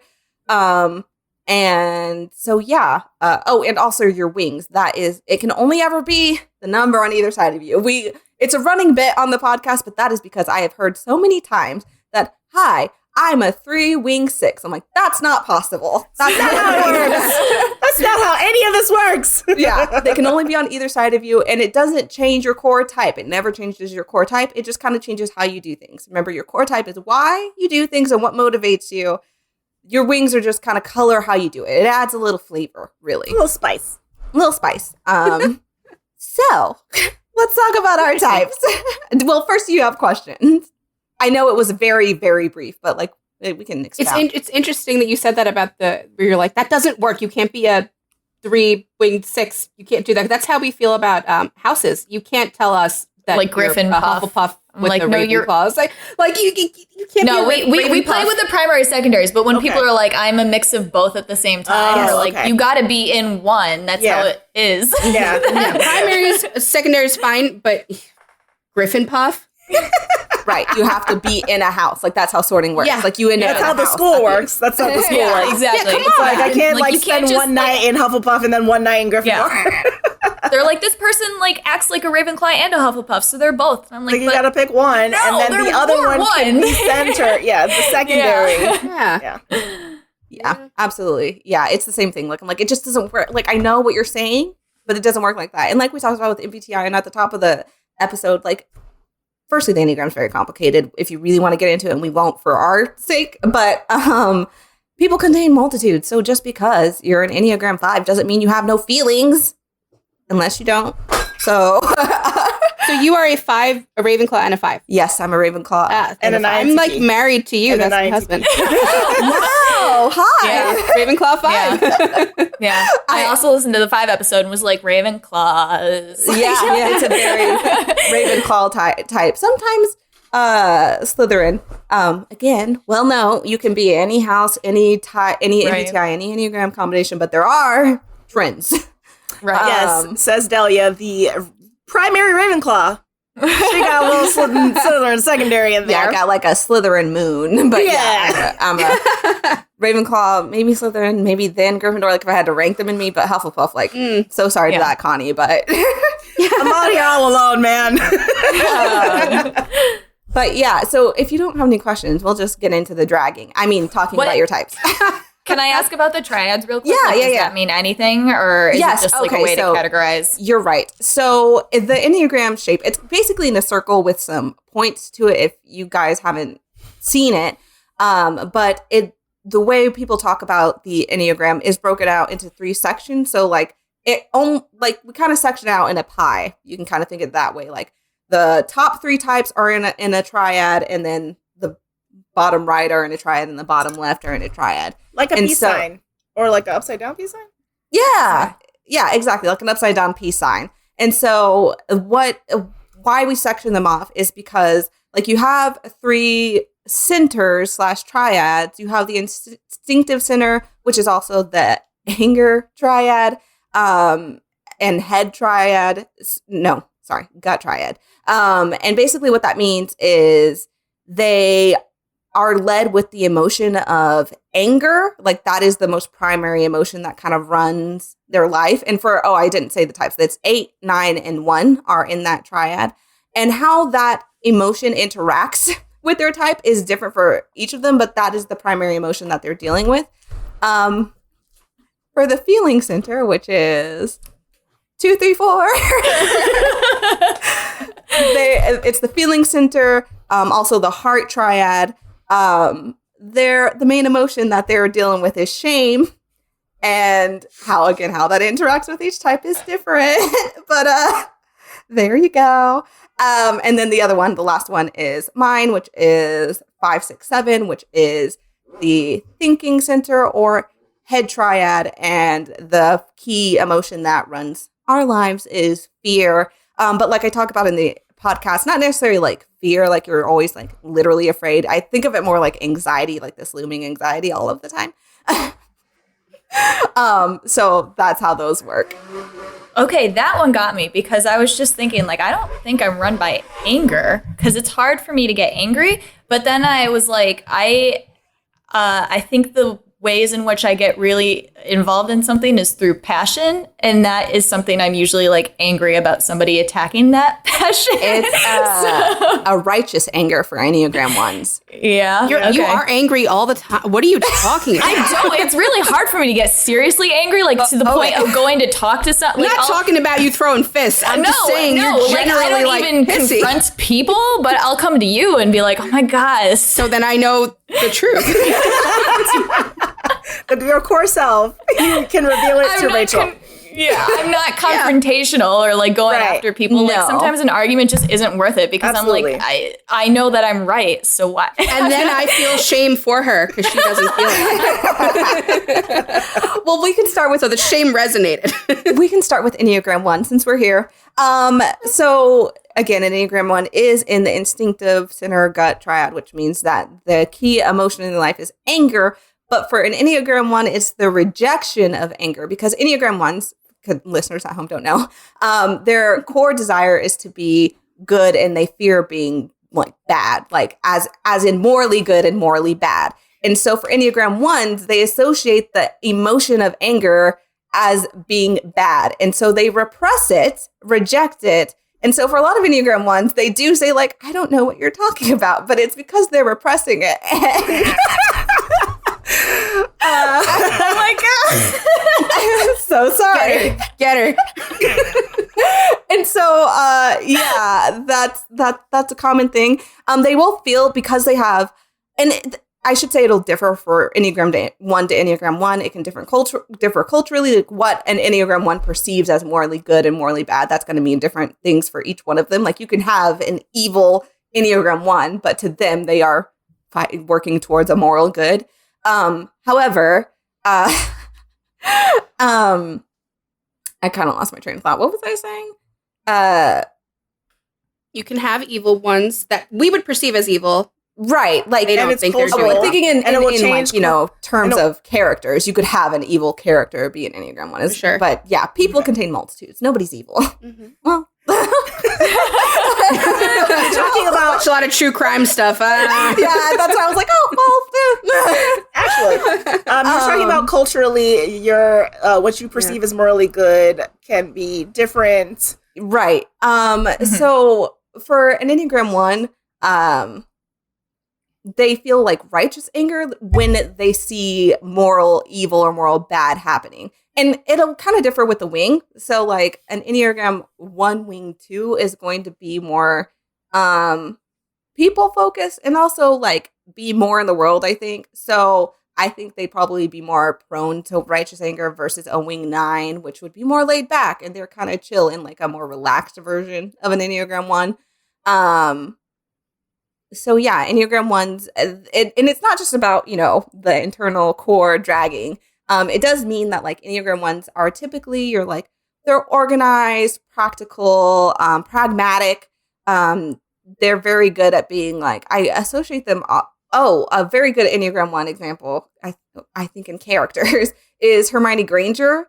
She is also an ISTJ, which is also, I think they're called like I don't remember the name. The soldier, I think. Yeah. Something like that. That's my husband, too. Oh, boy, he's fun. Oh, great. But they're very, like, organized, get stuff done. Like, you're just, like, you're practical, logical, think in the moment, but, like, with, like, a plan. Yeah. They're your planners, your organizers. But they do, again, experience that righteous anger because they want to see the world be good. They're very critical, also judgmental when I'm talking about like more negative traits, because the way they see that the world should be is the right way. So when people are not doing that or things are not going the way that they believe that they should, and not in a like it's my way or the highway, they believe that what you're doing is either wrong or bad. So yeah, that can come up. Lauren, thoughts? Yeah, so I can relate this back to Slytherin because that's the place I know or whatever. So the moral thing, definitely. Most of the time I'm unsure of what my morality is or what it should be. So I go to like people like Rachel who have a pretty solid view of what is right or wrong, and I'm like, is this a nice thing to say to somebody? And like, I'm really concerned with doing that. Mm-hmm. And then also the way that I see the world is right is absolutely 100%. We say about Slytherins all the time that it's really, really hard for us to get past the fact that people don't think the same way we do. So, like, I don't know if you guys have ever seen Veronica Mars, but we talk about Veronica as a Slytherin. Yes, definitely. And it's like she's like, it's not my fault that you're too stupid to know what I'm doing. Yes. Like, this isn't me being wrong. You just couldn't figure it out. Like, what is like I don't know what else to tell you. I don't know what else to tell you. Absolutely. Yeah, yes. Yep, definitely. I hadn't gotten that far with her, but absolutely a Slytherin. Yeah. Yeah. I did not watch Veronica Mars, but like hearing that, I'm like, oh. You should watch it, just never watch season 4. Anyway. Yes. Yeah. Yeah. No, I agree. I have heard. Live in season 3 and then just happens, the rest of it doesn't happen. No. What about Lauren's stress and growth? Yeah. So here, you know what we should do? I'll send, I mean, you guys can also find one, but I can send you guys, like, if you want to post with the episode, like, this is what an Enneagram looks like, just so, like, Yes, the viewers are, definitely. like, because where you move to stress and growth, that's why it's shaped the way it is, and it's got its, like, the little star, kind of looking shape. It's not a star, it's an Enneagram, but, but one's in stress. We also call these disintegration and integration points, like the stress and growth points, because you're disintegrating from your type or integrating more into your type. You're about to move to a healthier level. You see what I'm saying? But when you move in stress, a 1 goes to a 4. And so what happens when you're disintegrating or integrating, moving in stress, you take on the negative traits of whatever type you're moving towards. So 1's moving to 4s will like become more, You can say it. kind of more like depressed, detached from themselves, they like go into themselves. I say detached from themselves, I mean like their physical selves, but then mentally they turn inward and kind of retreat into themselves. Mm-hmm. So the last episode that we recorded is the last of the season, and we talk about Enneagram 9, and because Enneagram 9 is like at the top of the food chain, I mean at the top of the Enneagram, there are Delia went into some extra details, but because every other episode we were either talking about other types that weren't there or types that were hers, and so a 5 is going to be very good at dragging themselves, like very high cut, like dry, like, yeah, this is what it is, because that's the type. But then she had such a hard time talking about Enneagram 9 because it's like, just actually look at me. right? And I see that happening now. She's just like, well, No, you should do it because I told you I didn't feel anything listening to my episode because I was like, Hermione McGonagall? Like, yeah, keep going. I'm great. Like I don't really feel anything, but yeah. Sure. Yeah. So in stress, yeah, you move to 4 and become more like depressive. Will fold in on yourself, really, is how I like when I read it. That's how I think of it. Like just definitely like a folding in on yourself. Because 4s are very I want to save time. You can listen to the episode or go to the Enneagram Institute and read about 4s if y'all are curious. Cry about yours. Yeah, and cry about your type. That's fine. When 1s move to growth, though, because 1s can be, again, very critical and it's like their way or the highway, but again, not in a bossy way. Well, unless, but not necessarily in a bossy way. In growth, they move to a 7, and 7s are more, and again, they're taking the positive sides of a 7 when they move in growth. So 7s are more spontaneous, fun-loving, flexible. And so 1s kind of become less rigid because they also tend to be very rigid. They become less rigid and kind of go with the flow, and can use that energy to further like their quest to do good, kind of. So the idea of the Enneagram is you want to consciously start deciding to move towards growth to eventually get healthier and healthier, because there's also levels of health to it. It's complicated. Which we talk. How do you ever stop? If I get to a 7, then don't I grow to whatever the 7 is, and then I have to grow? No, because your core motivations are the same. You're just taking on traits of a 7 to help you along, really. And there are schools of thought, like if you notice yourself moving in stress and becoming like more like whatever type you move into stress, there are schools of thought that you could also consciously take on the good parts of that type to try and also get yourself out of that rut, kind of. I've not decided how I feel about that, so I don't really teach that much. I mean, I'm also not licensed to teach, like, let's be clear. But I don't explain that part, that usually because I just haven't formed my opinion on it. But you could theoretically, according to some, do that as well. So yeah, that's kind of the type 1 in very brief. Thoughts, questions? Nailed it. Yeah, Nailed that sounds it. exactly like me. I mean, I can speak more to the depressive stress stuff because that's the stuff I remember. I don't remember when I'm especially happy. Yeah. I stopped speaking to everybody. I'm like, nobody's reaching out to me. So like, wow. Like I'm completely. So ridiculous. I swear, you guys, this was not planned. That's nope. And I'm like, everything that I ever try is not worth it, and I'm bad at it. And oh no. Yeah, that sounds right. Okay. Well, oh dear. well, trying to do things right all the time, and I can't. So no. Well, but you can also always move to growth. Just remember that. I probably do, and like I don't even realize it because you're like, oh, they're fun, loving, and flexible. Maybe Rachel sees it sometimes, but I'm just like, that's like a normal state of being. But I'm also happy. Like I don't know.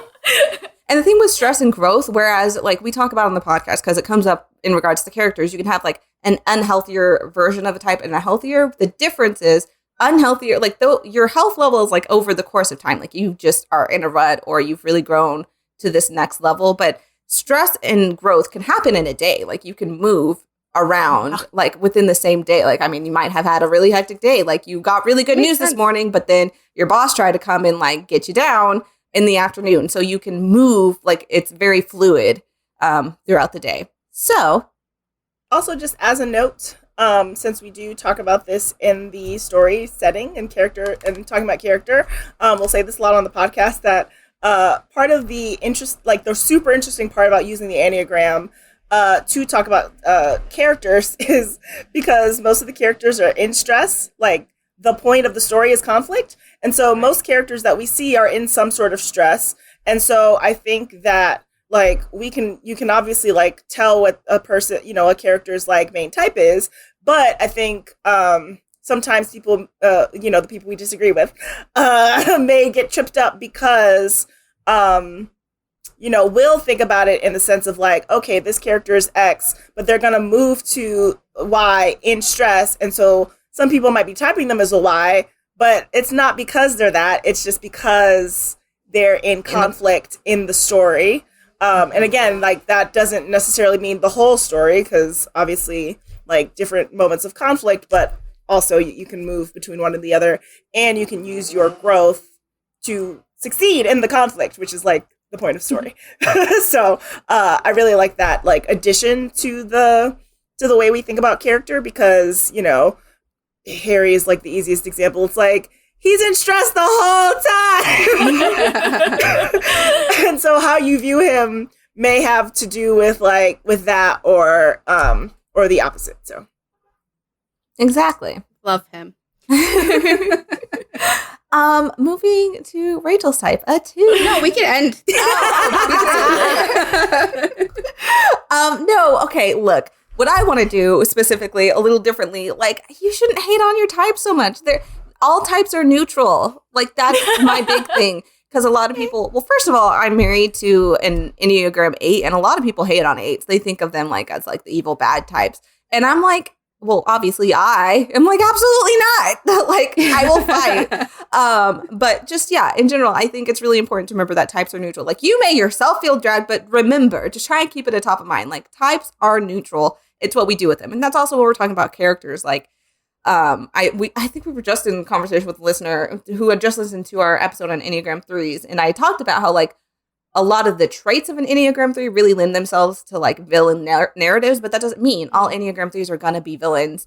The same with like all of us. It's the Slytherin problem. It's the Slytherin problem. Yeah. Where it's just like those traits are things that type would do, but that doesn't mean that like there is a whole host of traits for Slytherin and a whole host of traits for Enneagram 3, and sometimes they make that delicious combination that makes a villain, but not always.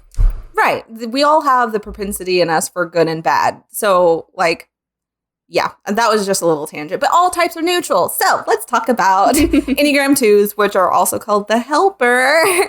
That's positive. Yeah. Is it?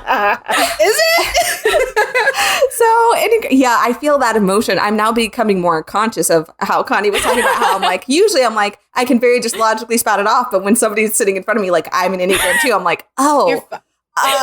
No one can drag me as much as I can. Like, you're good. So, right, Enneagram 2s are called the helper because they are very generous, helpful people. They are also sometimes people pleasing. They can also be very passive aggressive because their core desire, which again, I maybe didn't say that up top. Looking at core desires and fears is also a big part of like being able to type yourself as for Enneagram anyway. Their core desire is to be loved or to be wanted, and their core fear is the opposite of being unlovable. And you're fine. Yeah, it's fine. Just love me and you're fine. We love you, Rachel. Thank you. Yes. So with Enneagram 2s, what that looks like, they believe that they have to, again, I forgot to say that we are in the heart triad or the feeling center, and the core like emotion that kind of drives them is shame. And so they feel a lot of shame, feeling like they are unlovable and like nobody will love them. And so to do that, because this triad in particular deals with shame a lot, they're also very concerned about image to avoid said shame.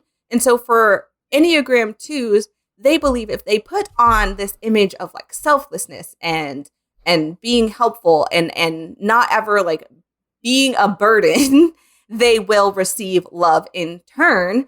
Now, that is not to say, I need to clarify, because yes, sometimes that means like people are like, that sounds really manipulative. 2s can be manipulative.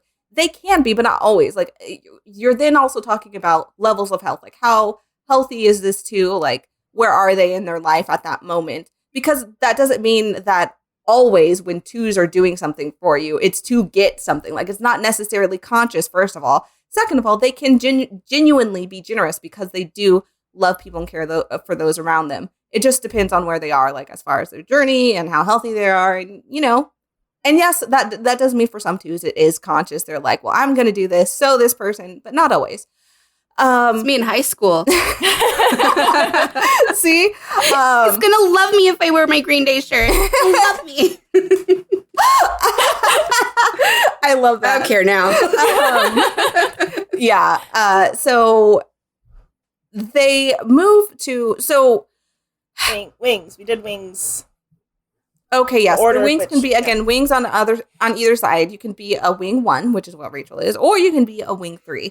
A 2 wing 1 is going to be lean more being genuinely helpful and genuine in their actions. They're going to be more idealistic than a 2 wing 3. 2 wing 3s are going to be more competitive and like driven by ambition, or act with ambition, maybe is a better way to put it, which means they will maybe do things in order more consciously to get things.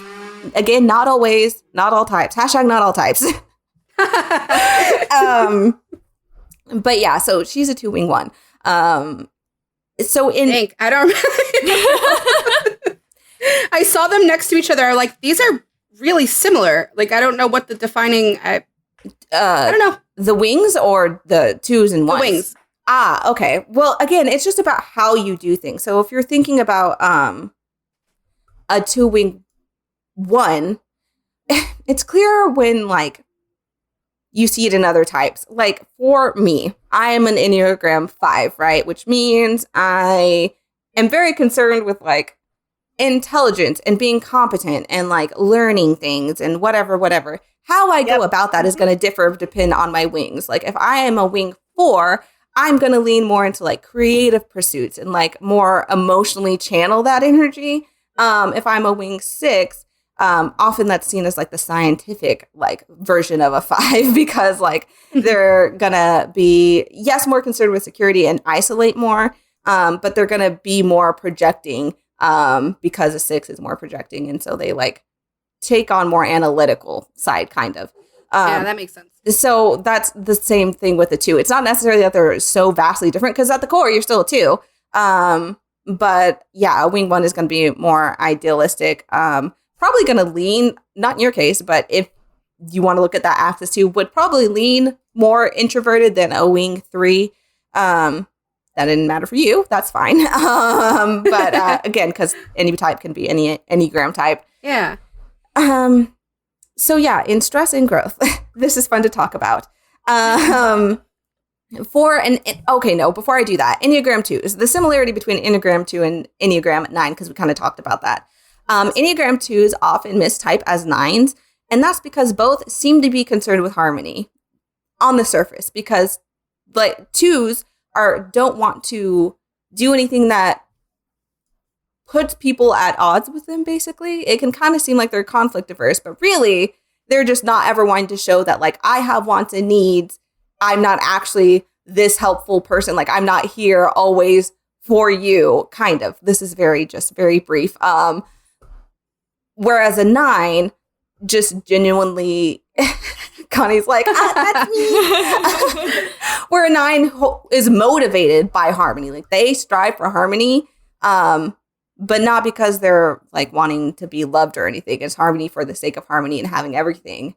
Kind of like a homeostasis. Scared of conflict. A 2 is not scared of conflict. That sounds exactly like Rachel, because she'll fight with anybody, but then she'll come to me and be like, I think you said something kind of harsh that is going to bother people. I'm like, it's not going to bother anybody. It's fine. She's like, no, but they might not like it. Like, also, 2s also don't know what they want a lot of the time, and neither do 9s. 9s don't really know what they want or need. Both don't. But 2s, it's because they keep having to, like, push it away. They're like, I can't bring this to the forefront because then people won't know that I'm, like, this helpful or whatever. And so they, out of habit, kind of unlearn what they want and need. Sometimes. Some still do know, and that's probably a healthier type 2. But that's another reason why people often mistype as 9s. But anyways, moving forward into growth and stress. 2s we'll start with 2s and growth. 2s and growth move to the positive sides of a 4.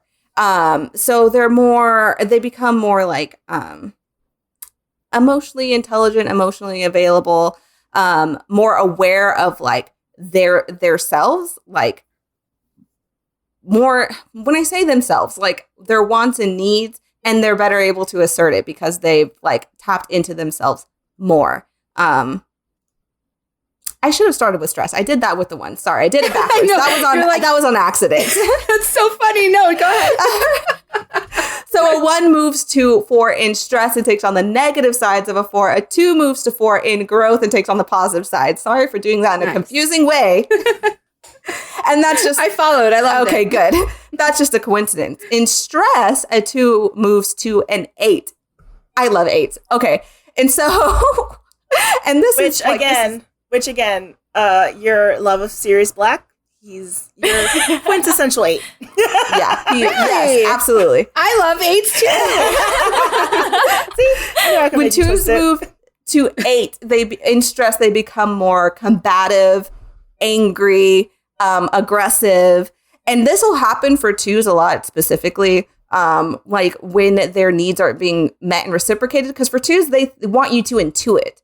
Like, they're like, I've done this for you, so you should be able to intuit my needs. Never mind that they're not expressing them, but that's not the reality of a 2. A 2 feels like, I intuit your needs all the time. What the heck?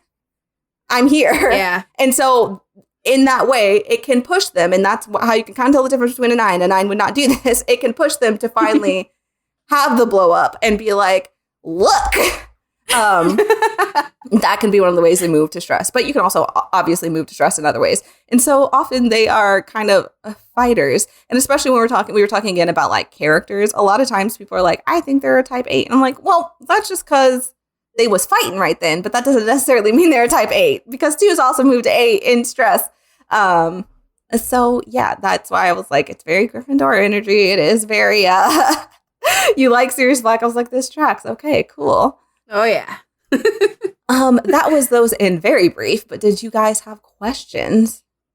I loved it. I have a question. How do you keep all that in your head? I've just done it for so long. I think like I've talked about this, I don't think on the podcast, but like people ask me that a lot. And I was like, it's not a thing you should just be able to like, definitely it's like steps. Even just learning the Enneagram is a journey, but my granddad taught the Enneagram like a long, long time ago and taught it to our family as a way to like help us better communicate it. So I've known the Enneagram since I was like 10. So it's just been the length of time. But otherwise, but also she's a Ravenclaw.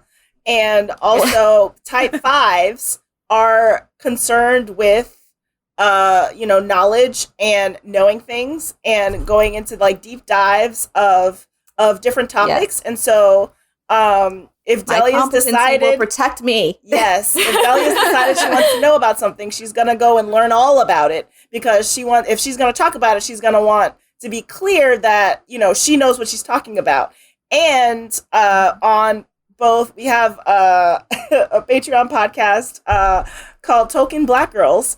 If you subscribe to the Black Girls Create Patreon, you can listen to it. And also on Tolkien, as in Tolkien the author, to be clear. Yes. That's awesome. Yes.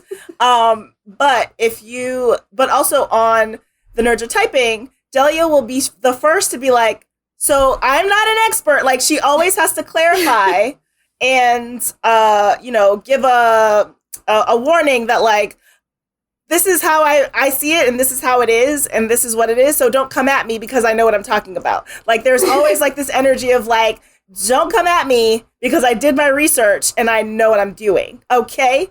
And so that's also type 5. So that's also another reason why she remembers these things, because she is concerned with competence and knowledge, and the pursuit of knowledge. Like, not just, like, knowing things. She just, like, not just, like, I need to know it so I can know it. It's like she's very interested in what it is and unpacking those processes. I just really like learning for the sake of it. Yes. Mm-hmm. Oh, so that's so Ravenclaw. Yeah, that is also very Ravenclaw. Hugely Ravenclaw.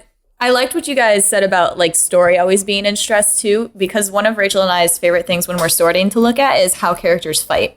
To figure out what house they're in. Yeah. Rachel's convinced. It's like her holy grail that she's like, now I've seen you fight. I know what you are. Now that might be because as a type 2, I just relate to this anger in people, but it tells me everything I need to know about you. It's true. When you go off and get pissy. Interesting. Like, what's a good example? Like a good character example? Even if I don't know them, just... I was the fight we just had about the fight between Jonah and Amy. You guys watch Superstore? Ooh.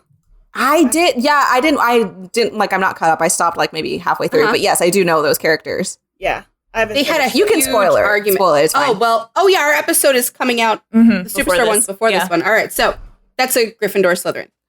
And then we are. Which is a great pairing. Great romantic pairing a lot of the times. Yes. Yeah. So, slap, kiss. This is their. So exactly. Is Amy the Griffin? It's been a long time since I've seen it, but Amy's Gryffindor. Okay, Amy's the Gryffindor. Yeah. Jonah's like a weird Slytherin. Okay. And she's like she's a me kind of Gryffindor. She's very combative, very defensive, very like, it's not me. Don't look over here. I only am helping. Right. Very much like that. And Jonah's very logical, and he's straight up asking her in this huge argument, like, where do you see this going? And Lauren felt it was a very fair question. I felt it wasn't. And I would have deflected and said, you can't put me on the spot right now. You just can't do that. It's not fair.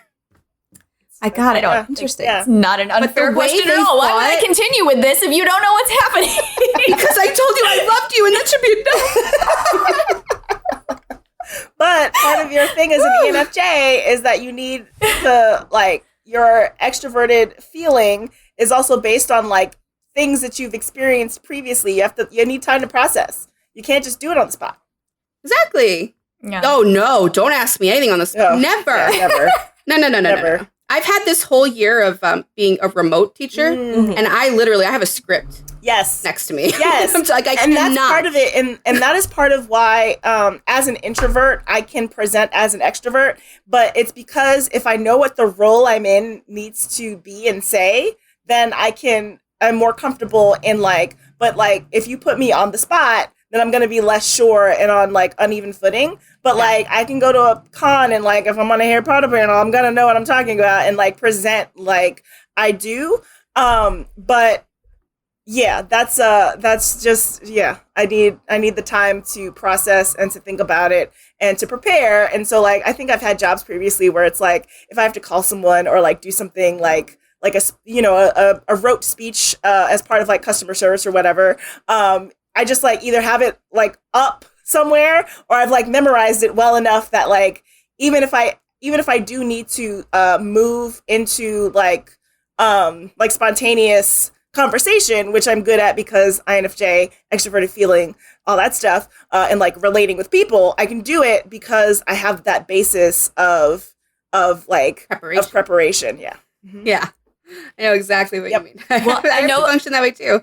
I know we've been going really hard too on how like any house can be any Enneagram, can be any MBTI, but I feel like we're all just really, all four of us are just really good people too, because I think we're all define that and fitting into like Delia's got like the 5 Ravenclaw, and then Connie earlier said she didn't like confrontation, and one of our like really stupid like base level we get into it, but when we're like Gryffindor, Hufflepuff, we're unsure. I'm like, does this person like to fight? No. Let's go on the Hufflepuff path and see what's happening. Absolutely. Absolutely. All about harmony and like bringing people together. Like, you know, any type can be anything, blah, blah, blah. But there are patterns and there are trends. And absolutely, a Hufflepuff, it will trend towards 9 very fast. I mean, Lauren's an INTJ Slytherin. I'm like, yeah. INTJs are typically Slytherin or Ravenclaw. Like, that's just a common thing. Wow. I feel like ENFJs do trend towards Gryffindor. They just do. INFJ, I think, goes to other, like, INTP is usually the type that goes towards 9. INTP and INFP. INTP? Wasn't it? That's me. Oh, yeah. You break the mold. ISFP, I think it was. Yeah. I don't remember. It's like our episodes on our show. Our episodes on our show, we just kind of had to pick. You know, we wanted to do it in 9 because, you know, 9's the number. But, you know, there are 16 types for the MBTI. And so we had to like try to figure out like ways to split it up. And in retrospect, I would have just done it by cognitive function, but I wasn't that far in my life. I was still in like 105 and I wasn't at 201 yet. So like, you know, my, the planning process, I learned in the research stage, but we kind of just sort of had very loose trends of like types that kind of go together. And then the rest kind of fell into place. And so some of the episodes, it's like, wow, these really kind of like all sound like the same kind of person, and characters that are like represented in the Enneagram and in one of the MBTIs. But that's not always the case because we just had to pick because there are 16 types and they don't all equally spread out to all of the Enneagrams. So, you know, when you're thinking about trends and commonalities. Yeah. Man, I couldn't do it. I don't live in my brain this way. I could not hold this information in me. But again, I have a thing. Like, I can't with numbers, system, like facts. I don't know. She came at me the other day, like, I don't know what degrees are. Like, how do you ever remember? I was like, what are you talking about? And she was like, you know, like how many degrees a circle is? And I was like, 360. I know like, that. She's like, I don't know why. But they don't make no sense. How does a smaller circle and a bigger circle have the same degree? Correct. I still don't get it. I don't care. I just don't get it. Meanwhile, I do have a piece of paper up with the cognitive functions listed out that I drew, and then I made an Airtable of our research of like the characters that we've typed, so that we can keep track of like each character and like the different types that we've assigned them. So it's definitely not something I can keep in my head. Yeah, it's so funny because the fact that you do that. We don't do that. Well, it's so funny because Connie will keep like the Airtable up and stuff while we're recording. And like after like 2 episodes, I was like, yeah, I don't have anything up. Hopefully I don't need to like check something. Like I just am going off like high hopes. Mm-hmm. Yeah. Which I think Lauren is more of the like note taking, fact checking. I'm just spewing shit. I'm like, I'm saying because whatever. If I'm wrong, that's the worst thing in the world. It's not. Yes, I think every good duo, but especially in the trend of podcast duos, has the organized one and the one that just goes. And you would think it's actually Delia's the organized one and I'm the one that just goes, but like it's reverse in like actual like talking about the stuff. Like Delia is the agenda. She's editing the podcast. She's doing a lot of the administrative work. And I'm just like, yeah, we're just here because I'm just like, yeah, feelings and just going with your gut. And she's like, no, we need logic and organization. And I'm just like, yeah, I know. Like that's part of me too. It's just, it's fine. I don't know, guys. I don't think I have any of that in me. No, oh my gosh. Rachel's always like, I just sort people and I just know that's where they are. And Lauren will explain to you why I said that. Yes. But this is why they're there. It's the intuition. It's the intuition part. It's just like, I just know it, and Delia has the facts to back it up. And I'm just like, no, I just know. And I can pull out examples, but Delia's like, no. Okay, based on, stress and growth and the Enneagram, and then, and she does know more about the MBTI that, like, because she wants to be competent in it, she's learning about the MBTI. So sometimes she starts saying stuff, and I'm like, oh yeah, you're right.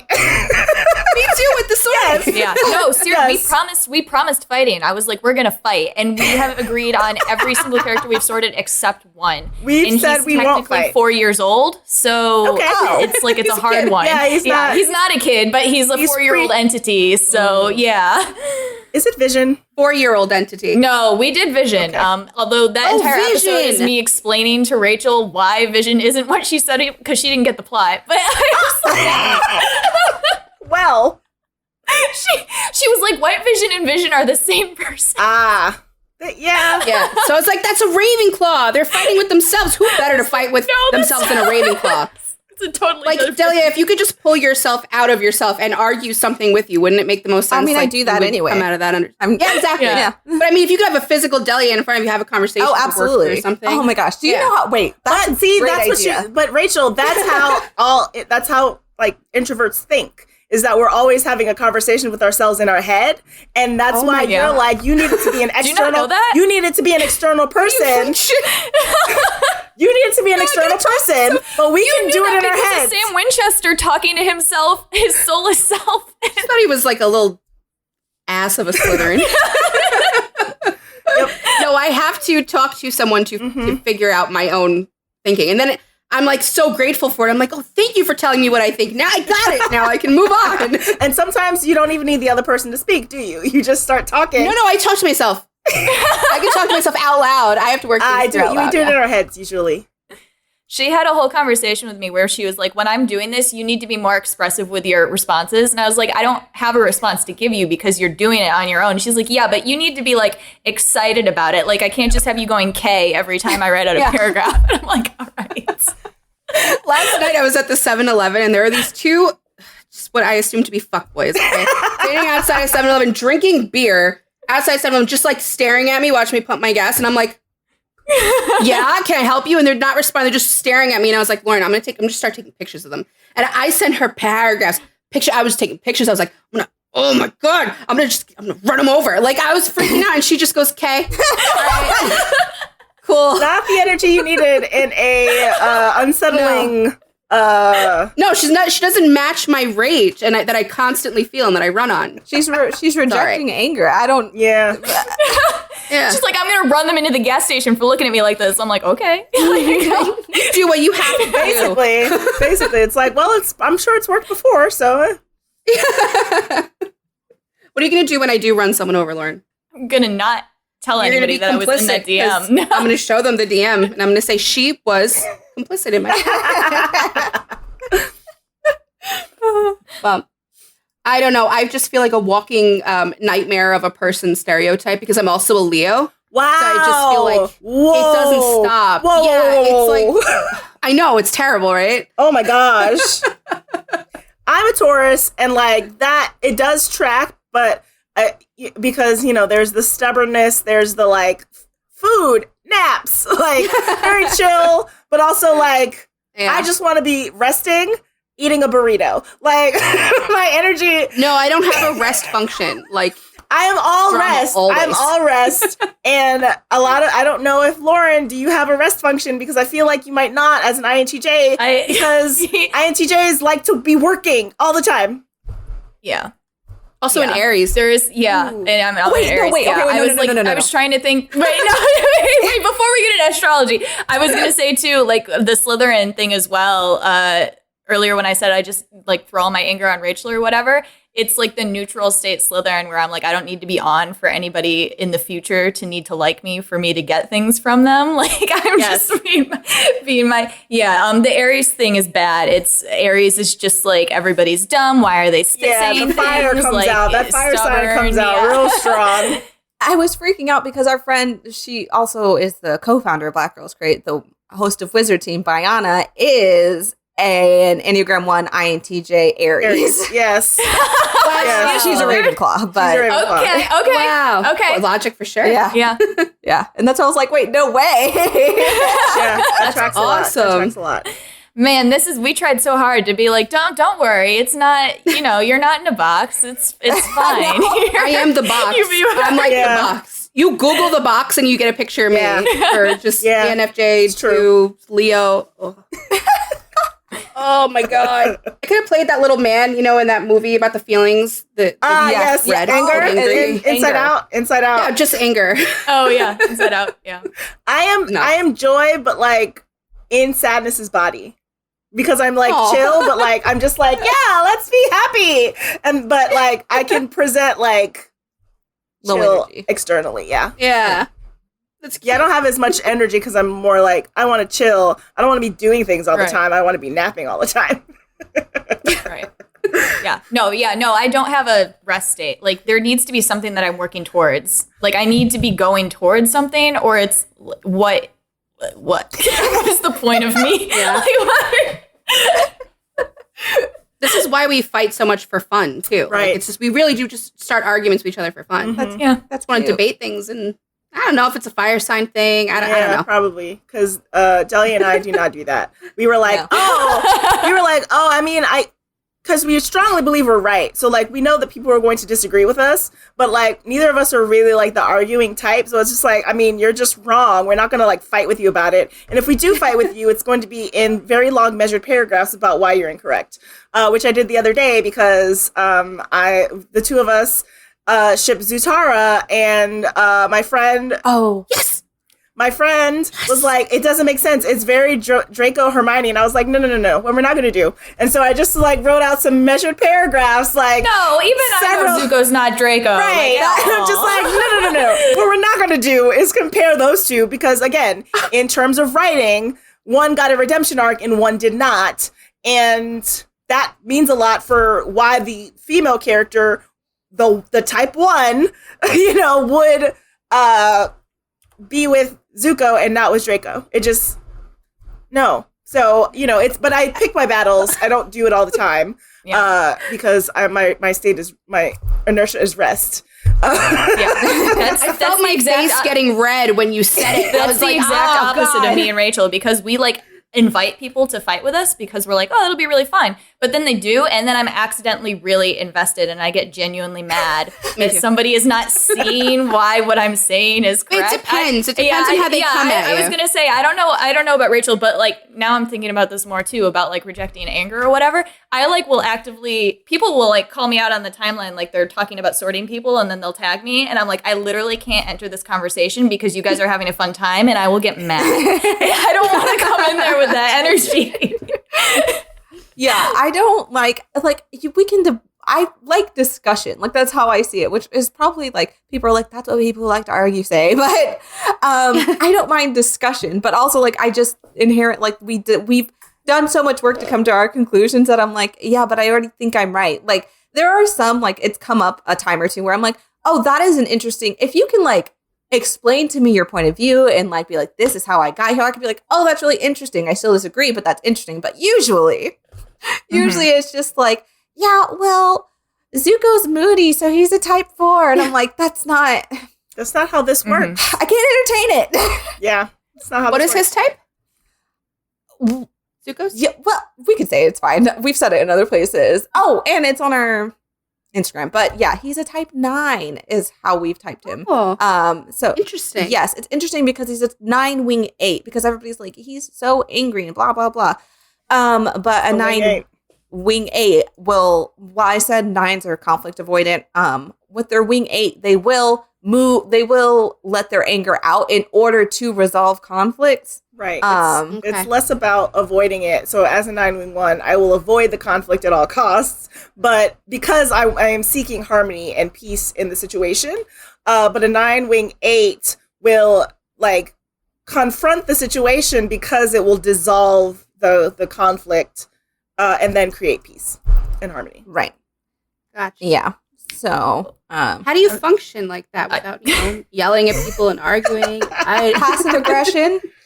That's not a drag on Connie. That's literally what 9s do. They get really passive aggressive. Oh, sweet. Me too. Yeah. Well, you just reminded me. You're right. You like build the whole thing. There's a common argument, friendly debate in our fandom about real people and their sorting. So we can never talk about it here. But I wrote a 19-page paper on why he is the house he is, and I literally never want to hear anything from anyone again. I wrote a thesis paper on it. I've decided. I don't have anything else to say. I didn't write 19 pages and not consider your points already. You're not going to tell me anything new. There's active arguments against what you all are saying. Read the paper.